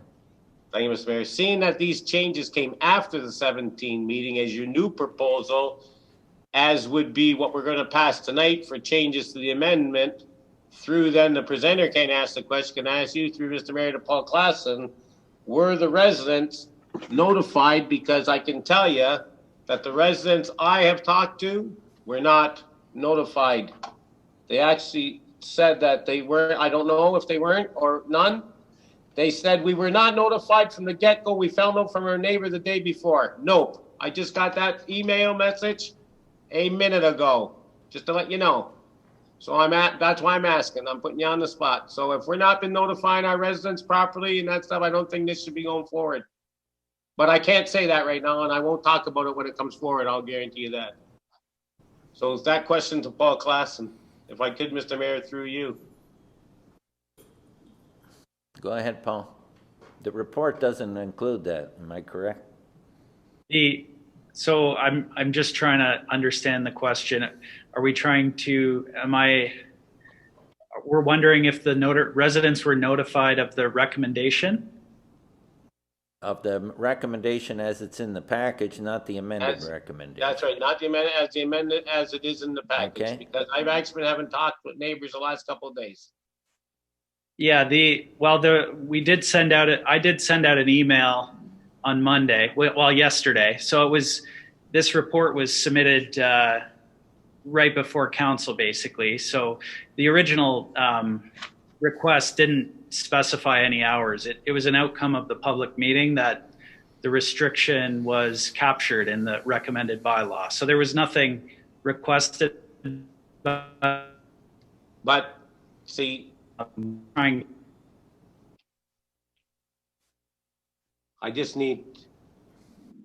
really didn't get the end, but being requested, I'm being told, Mr. Mayor, they weren't notified, and he just sent out an email on Monday, yesterday. That's not ample time, even for these changes and that stuff. They need to be aware, be given an opportunity to speak on it, and I can honestly tell you, as I just stated now, since we're only in the question period, people, from what I can find out the last 2 days, haven't been notified. Of the amendment you're talking, correct, Councillor Hanley? Of the amendment and what's before us here tonight. As he just said, they just got an email yesterday, so how could they even respond in time to be even put down to a delegate to talk on something that we may be passing here at council in the very short future? It could be minutes away from being passed. No one was, to me, given ample time to respond. Or Mr. Mayor, if we're changing something, I believe, in regards to I didn't know the hours. This one. Yeah, but if we're changing something as to the presentation on September, if we're now modifying what was presented there and changing something, then I believe then it has to go back to the public, and the public get an opportunity to speak on it again, or don't they get to speak on it, and we vote on it tonight. Go ahead, Rock. Mr. Mayor, if I could address that. We have not changed anything from what was before council on September 1st. The proposal was to allow this use, and our application from day one restricted the number of athletes to 12. There was no discussion of restricted hours at that time. The neighbors gave their opinions, gave their comments. If there's now a suggestion that their comments are going to change, when it was first before council, they were opposed to it. I believe we're improving matters by now agreeing to restricted hours, which was not part of our proposal on September 1st and was not discussed. That all came out of the recommendation report from planning staff, which we reacted to very quickly when we received it and are asking for a slight change to the hours being recommended by planning staff. But with all due respect, on September 1st, there was no discussion of restriction of hours. That's something that was recommended by your planning staff. And I don't see how giving notice to the public and deferring this is going to change matters, because they've already spoke on the matter and were opposed before there was a recommendation of restricted hours.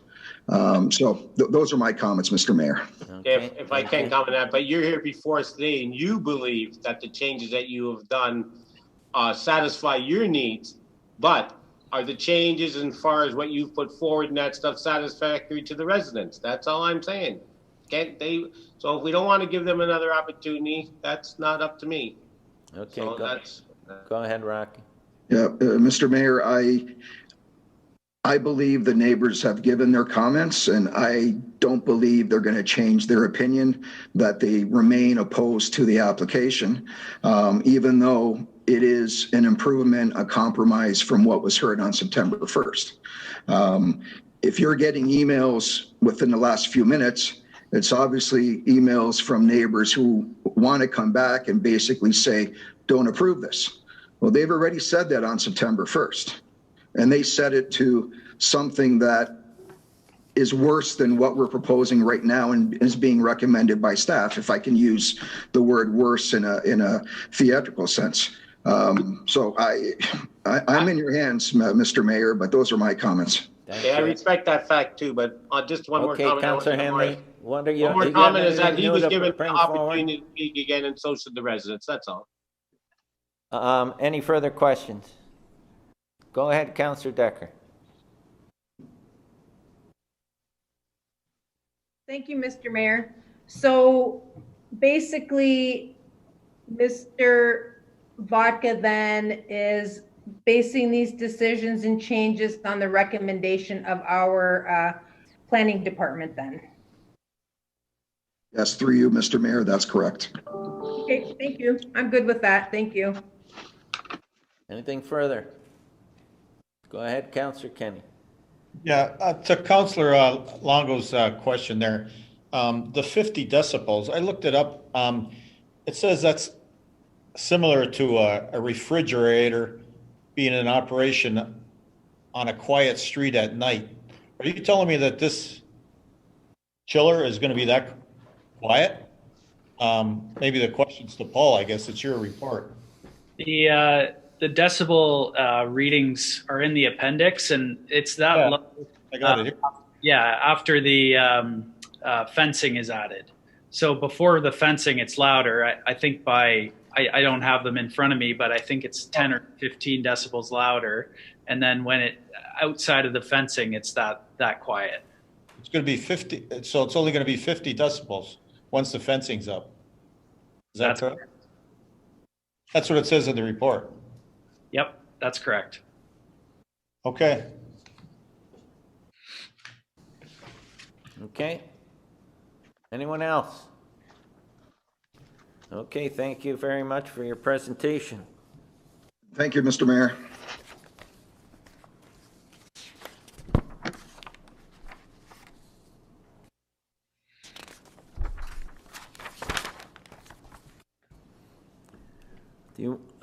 Consent reports. I've got DF 2020-33, PWCS 2020-53, CC 2020-42. And does anyone want to pull a consent report, or are we taking them all as a bunch? Anyone want to pull a consent report? Seeing none, I've got a mover, Councillor Wilson, a seconder, Councillor Decker, that council approve the consent reports, save and accept those items brought forward for discussion, which there were none. All those in favor? Opposed? Carried. We'll move into discussion reports. CAO 2020-08, moved by Councillor Kenny, seconded by Councillor Longo, that the final City of Thorold strategic plan attached as Appendix 1 full report and Appendix 2 summary report be approved. And I'll turn this over to our CAO, Manoj Dalwaria, and then open the floor for questions. Thank you, Mr. Mayor. You actually read the recommendations. Thank you. So I read the recommendation. He's here. If there are any questions on the strategic report, plan, go ahead, Councillor Thorold. Go ahead. Through you, Mr. Mayor. Just on page 5 and again on page 7 and road, it talks about carefully managing residential tax increases to ensure Thorold remains affordable. That's the gist of it, and that's one of the comments. It talks about reasonable tax increases. I just want to know from staff's viewpoint, how much is a reasonable tax increase? I'll turn that over to our CAO. Through Mr. Mayor, always the intention is to minimize the tax impact onto the residents. If you have seen, this year we have done 4.95%. Prior 2 years, it was 2% plus 1%. Our taxes, if you look at in the Niagara region, we have been on the lower side. And always the intention is to keep the taxes to a minimum. There are recommendations that are there in the strategic planning report, and certainly the resources have to be balanced with what we are trying to achieve. So the plan has been put in relation to the consultant who was helping us to do this. They are aware of that it takes about $152,000 for 1% of increase. So all that has been taken into account. Thank you. Go ahead. Any further questions? Go ahead, Councillor DeRose. Through you, Mr. Mayor. Can you quantify that? CAO, please, can you quantify that? Just because reasonable could mean many things. Reasonable could mean 10% in some people's views. Reasonable could mean 2%. I'm just curious what, I know they have a target, but I honestly don't think we're going to be achieving that target in the near future. Through you, Mr. Mayor, when I talk about reasonable, it is 2 to 3%. It's definitely not 10% is reasonable by any. Okay. Go ahead, Councillor. Go ahead. For you, Mr. Mayor, just want to ask our CEO again, in a couple of instances, it comes up again about developing a new brand and community profile. So we've talked about this before, about a new brand. I'm just curious what that means, and if you have any ideas on this new brand. As stated before, Councillor DeRose, has nothing to do with the logo. Okay. No, I understand that, but I want to know what it has to do with. Okay. What does it have to do with? Through you, Mr. Mayor, as Councillor Longo, it's a marketing tool so that we can go and attract more businesses for Thorold. We have industrial land, we have commercial land, we have to attract those. So we are trying to make sure that we are in line. We are basically marketing it out. That's what it is. Definitely nothing to do with changing our logo, and that's the intent. Thank you. Thank you. One last question, Mr. Mayor. Go ahead, Councillor. Yeah. Now, on page 20, it talks about increased cost recovery through user fees, and we know now that user fees are going to become diminished through COVID, and I'm just wondering. The reason I'm bringing up these questions, I'm not trying to be difficult, but it seems like we say the right things, but are we doing the right things? Because we've allowed the TAA the last 3 years to walk away with $45,000 in user fees. So I'm just wondering what's going to change now to make sure we get these user fees back, or what's is it going to be business as usual, or how are we going to? What is the strategy to recover these user fees? Thank you. Mr. Mayor, that's the appendix that you're sorry. Through Mr. Mayor, Councillor DeRose, you are referring to an appendix.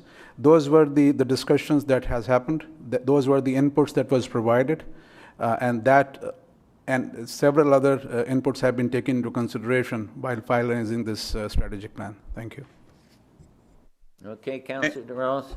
Thank you. Okay, Councillor Longo, go ahead. Thank you, Mr. Mayor. I'd just like to make a comment on the strategic plan. I think it's a reasonable strategic plan.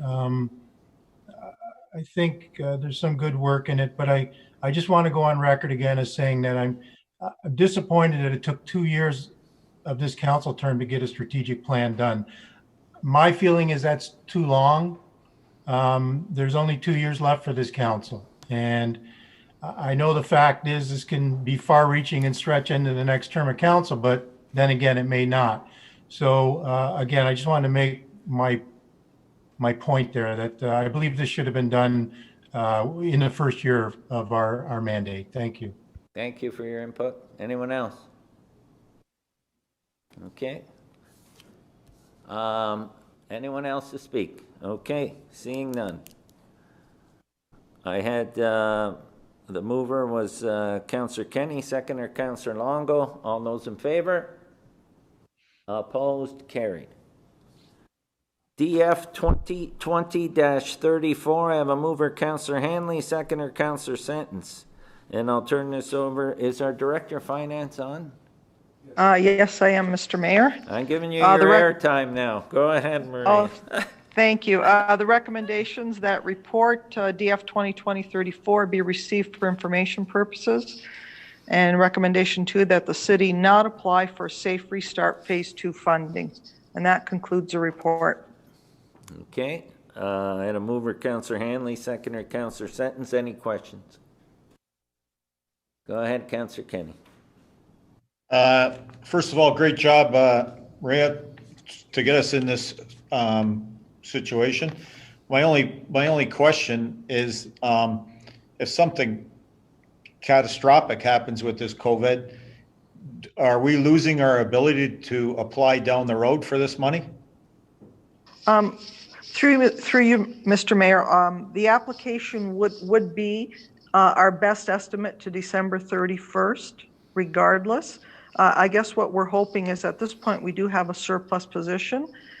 They are not including any capital related items, so it would just strictly be operational items. So, we really just have a couple of months left over for this year. Catastrophic, it probably would be more of a capital nature regardless. I guess what we're hoping for is that obviously the impacts are going to continue on into 2021.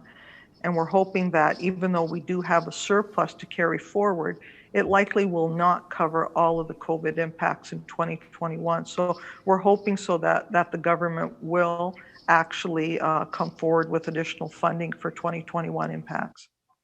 So that's okay. Thank you very much for your work on that. Thank you. Yeah, we're hoping that there'll be other rounds if required. The other thing is I know that our MP is working on the gas tax issue to see if they can double the gas tax once again and rebrand it to a different name. So there's a lot of initiatives that are being done that hopefully we'll see some benefit of. Any further questions? Seeing none, all those in favor? Opposed? Carried. PWCS 2020. I should say carried. Did I say carried? Okay, PWCS 2020-54, moved by Councillor Neal, seconded by Councillor Hanley. And I'll turn that over to our Director of Public Works and Community Services, Jeff Holman. Thanks, Mr. Mayor. The recommendation is that the citywide water service master plan be approved. 2, that the staff be directed to incorporate the recommendations into the 10-year capital forecast. And 3, that the cost overrun in the amount of $5,744 be funded from the water reserve. Thank you. Any speakers to this report? Seeing none, I want to thank you for all your work on this. And this is the important thing before we take the vote of what the previous council and this council has done and laid the groundwork is to do all our master plans that get rolled into the strategic plan. So it's been a big effort because there's a lot of master plans that were also done in conjunction. So I'll call the question. All those in favor? Opposed? Carried. PDS 2020-46, and again, I turn it over to who's going to take this from planning is Paul, you're up.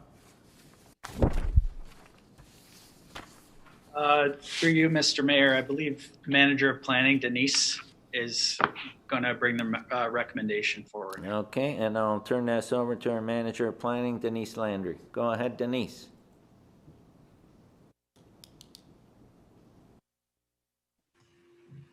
Through the Mayor, that the recommendations in the report regarding the Gaynor Road application for the ice training facility be supported and that the bylaws be adopted and approved. This concludes the report.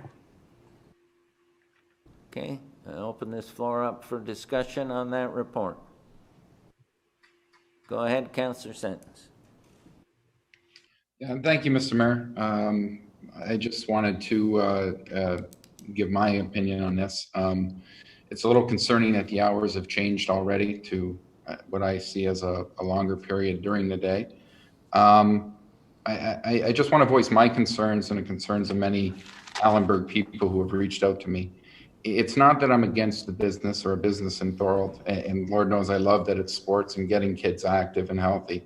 It's where the facility is. I wish it were in another spot, and so do the other people. But people who move out there to get away from it all and to live in the country and not have businesses around them. And some people have been out there for 30 plus years, maybe more, 50 years sometimes. And I appreciate, I mean, no offense to staff, hard work, everything you've done, but I think we have to take their interest and have that considered as well as people who have been there for a very long time. I hope the best to any business that comes at Thorold. But I just think, you know, Allenport Road, it can be in many different places that that are adjacent almost to that beautiful property. So I just think we need to consider the people out there and their considerations for what's about to happen and, you know, what could change over time. So I'll leave it at that. And I just want to thank everybody for their hard work, but we need to support the people of Allenport. Thank you. Anyone else wish to speak? Go ahead, Councillor Longo. Thank you, Mr. Mayor. To the appropriate staff member, when this public meeting came forward in September, after the meeting, I was contacted by a number of residents who were unaware of the public meeting and didn't know how to connect in the public meeting. So my question tonight is, were the residents in the area made aware of tonight's report coming forward? And were they explained to on how to contact the city to be a delegate? Because I'm shocked that there are no delegates from out there. I did have one text message from somebody tonight saying that they had no idea there was a report tonight. So I just want to make sure that people have had a chance to voice their concern. And I'll turn that over to Denise or Paul. Who's going to answer that? Through you, Mr. Mayor, they were notified. It was on Monday. It was yesterday. So in my experience, we notify of the public meeting. We don't typically notify when a report is coming to council for recommendation. It was done, but it wasn't. I agree, there wasn't much notice. So I don't know if Denise has anything to add to that. Denise? Yep, through the mayor. The whole point of the planning process in terms of public participation is to get the public to come out during the public meeting. And we sent out notices, we had signs up, we posted everything on the website. We did everything possible to get the information out there to the public so that they are aware of the application. And the intent is that they bring their comments forward either through an email, calling staff or coming and actually speaking to council at the public meeting. So that is the real opportunity to provide their comments. Of course, if someone has a comment afterwards that they'd like to make or additional comments, then they are more than welcome to provide that comment. And oftentimes members of the public will request that those comments get emailed out to all of council, and we will do that. And of course, all the comments are always included in our planning report. So the main idea is that the public meeting process, that is the real opportunity to provide your feedback. And then after that is the opportunity for staff to really look at all the comments and assess everything with the application. Councillor Neal, do you have any more to say, Councillor Longo?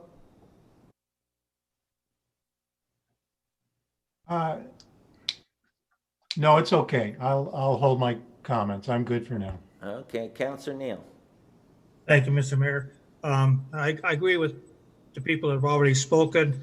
I've spoken, or the people have emailed me or talked to me on the phone, and right from the very beginning, it hasn't sit well with me where it's going to be located.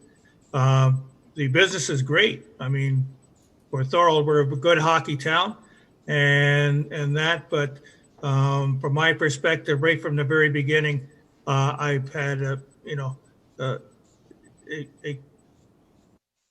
thing that I want to make sure that it happens properly, and with the traffic that's going to happen there, and those chillers, I'm still not too fond of the type of chillers that I think they're putting in, and so I will not be voting for the project.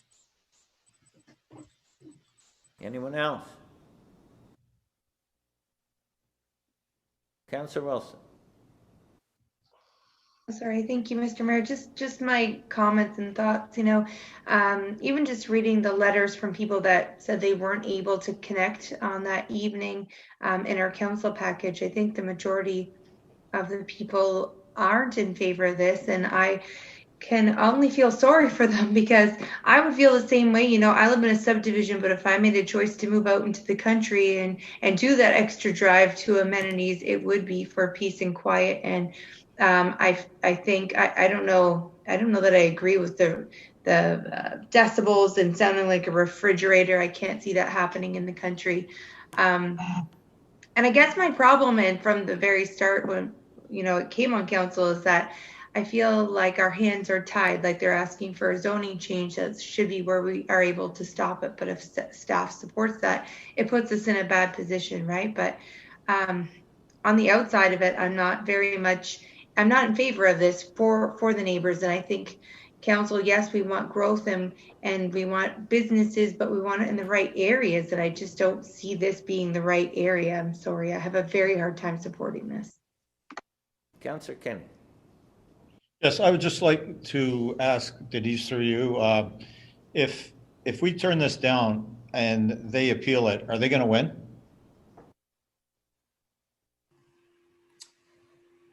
Through the mayor, council would have to retain their own planning consultant, as council would be in opposition of what staff's recommendation.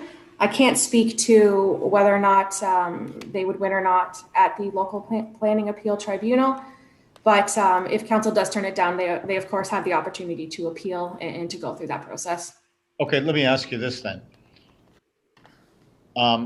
You're recommending that we approve this because it fits all the criteria?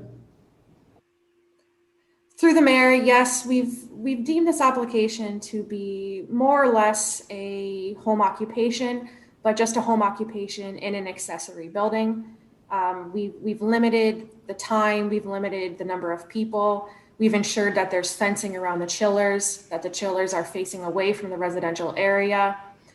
We've covered, in my opinion, all avenues possible to ensure that this commercial use will not impact the neighborhood, but that it will more or less be operating like a home occupation type of use. Okay, well, I have to disagree with some of my fellow councilors. I'm sorry, I know I'm going to upset a lot of people that live out there, but you know what? We've been down this road before where we spent money, wasted money of the city money that many of our councilors are talking about wasting taxpayers' money. If we're going to go down the road and vote against this and they're going to appeal it and win and waste more taxpayers' money, why are we going down that road? So if our staff feels that we can't win this battle, then I'm going to support staff. I had Councillor DeRose. Through you, Mr. Mayor. We are the last voice for taxpayers. Reiterating what Councillor Senton said, I've spoken to several people out there, have gotten calls, and how would we like to have this in our backyard? I wouldn't. And because it's not employing anybody outside the family, because there's where I would have had my difficult decision to make if it was employing people, because we need jobs in this area, definitely. And I appreciate what they're trying to do, and it's a great concept, a great idea, but I think it's the wrong spot. So I will not be supporting it. Thank you. Councillor Decker. Thank you, Mr. Mayor. I just want to say I'm torn. I agree with a lot of the comments from my fellow councilors, but I also agree with Councillor Kenny.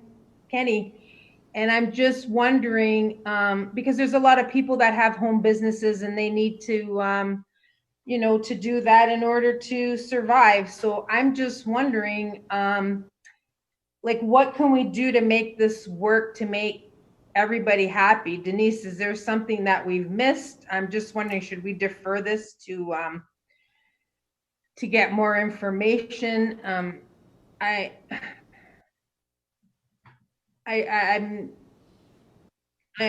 just not sure. What is it that we can do to make it work?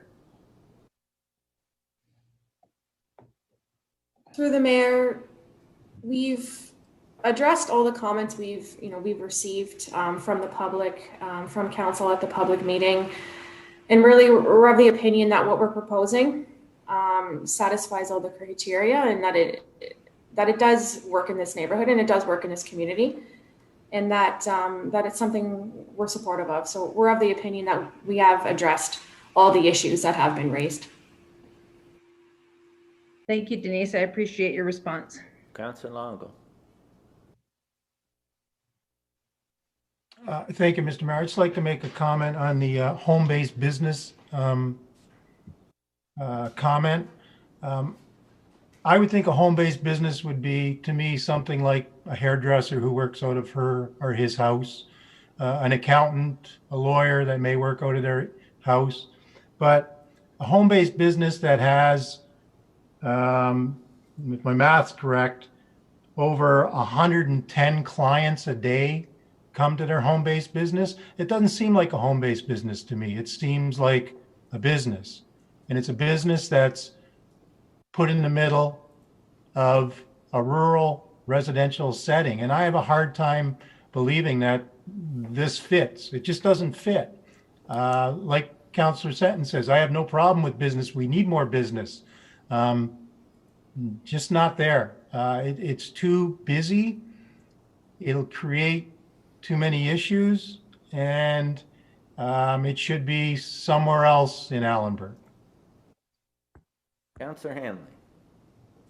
I'm going to talk on it. I won't defer it. To me, it is not compatible within the neighborhood. To me, it doesn't make good planning.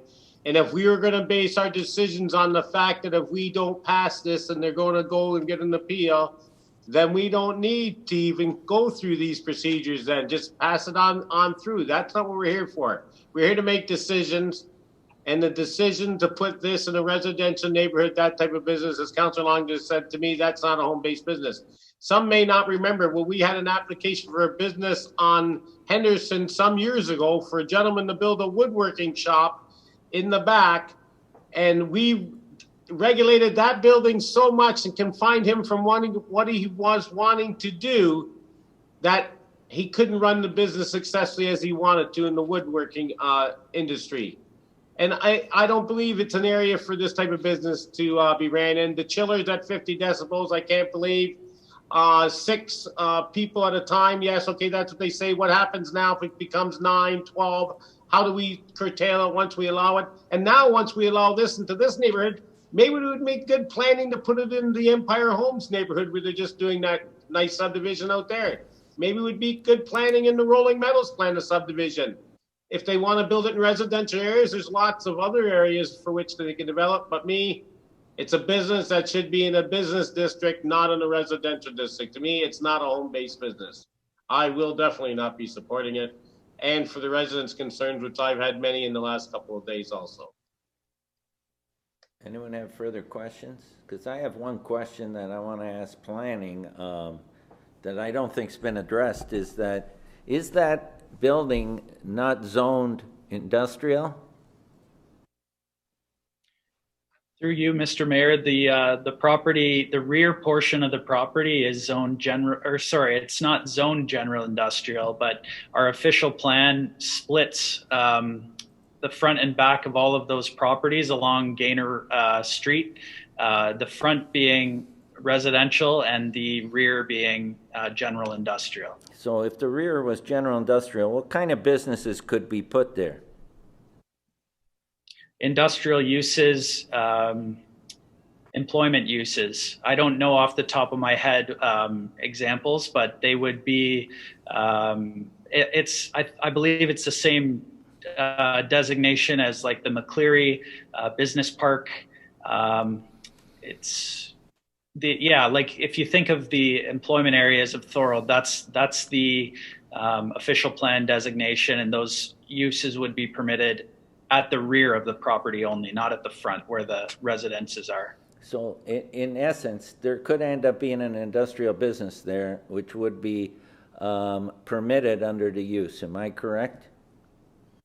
They would have to rezone the property to get permissions for industrial uses, but the official plan sets out that that those lands are general industrial. So they would still have to go through council to get rezoning. But it's contemplated in the official plan. Okay, thank you. Any further questions? Seeing none, all those in favor? Opposed? Carried. I mean, defeated, not carried. Lost, defeated. Okay, did you get that? Yeah. I don't know where, yeah. Okay.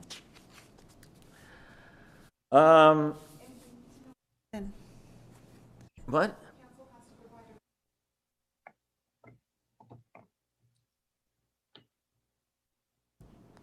So now we open the floor to that discussion? Okay. There's a, council needs to provide a reason why they've turned that down to the city clerk so she can put that in the minutes because in case it's appealed, because it was recommended by staff.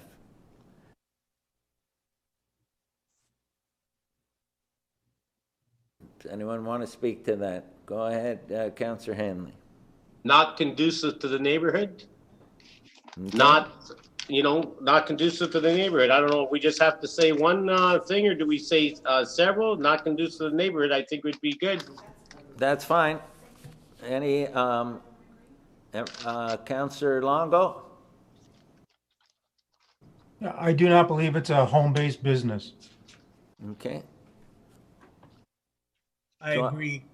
It doesn't take place in the home, the residence. It does not take place in the residence. Okay, go ahead, Councillor Kenny. After we make all the councilors make their submissions, could we get planning to give us their suggestions on if these are good reasons why we're turning it down? Councillor, this been turned down and now... I don't have a problem with that. The vote was 7-1. It was very, very clear. I'm just wondering about, we have to have good grounds to fight it. So I would just like to hear from them if... Well, we're going to have to hire a lawyer and a planner to fight the case if it's appealed. So that's when that information will be provided. Okay, thank you. Councillor DeRose, did you have something? Through you, Mr. Mayor, just infringing on the quality of life of the neighbors. Thank you. Okay. Okay. Anything else? Councillor Neal. Just the traffic in the neighborhood, much increase in traffic. Did you get that? Okay. Anyone else? Okay. She said she's got plenty. Okay, no sidewalks either. Okay, so we move on. Before notices of motion.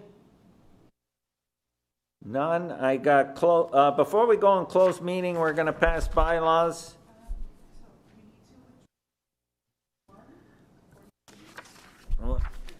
Okay, one sec.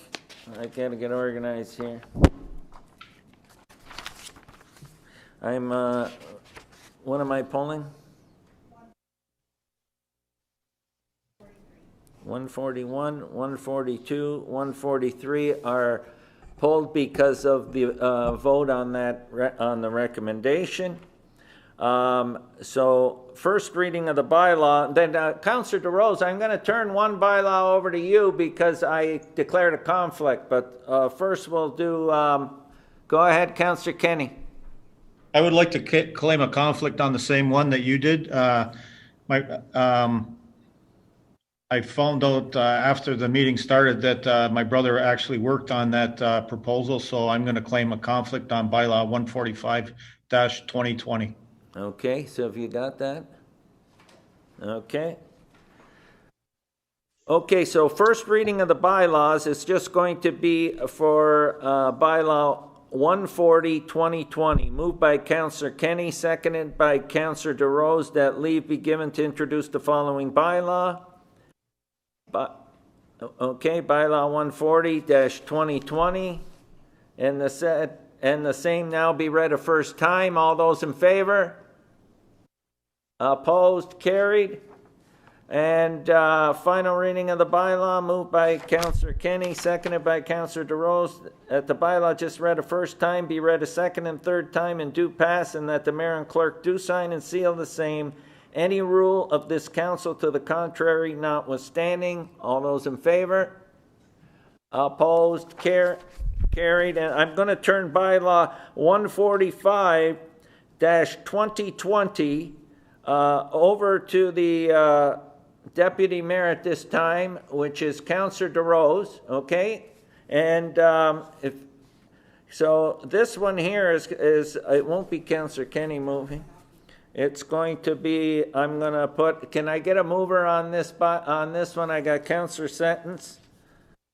And a seconder is Councillor DeRose. That can stay.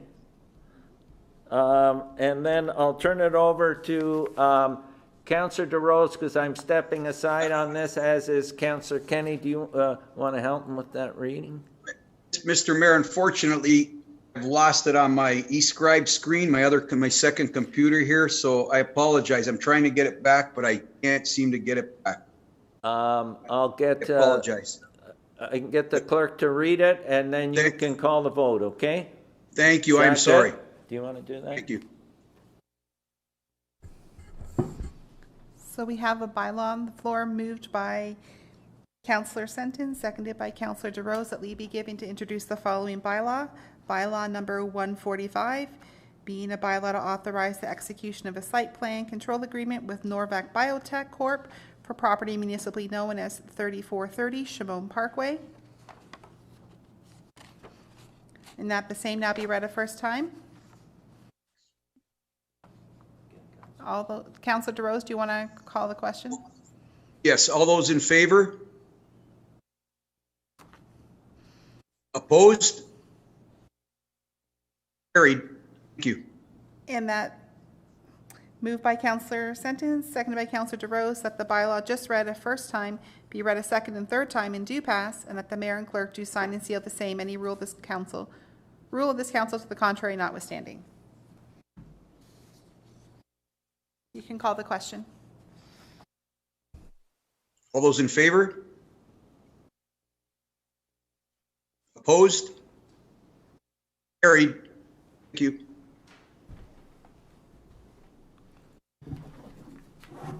Thank you, Councillor DeRose. You're welcome, Mr. Mayor. So now we're going to go into in camera, and then we'll do the last bylaw, which is the proceedings for this evening. Where am I? Did you leave me a sheet on that? A question, Mr. Mayor. What's that? Go ahead. Go ahead, Councillor. Thank you, Mr. Mayor. I was just wondering, before we start the closed session, could we have a 5-minute recess? Oh, yeah. I'm just going to read the thing about going into closed session. Then by the time we get in the room and get set up, yes, you'll have that. Perfect. Thank you.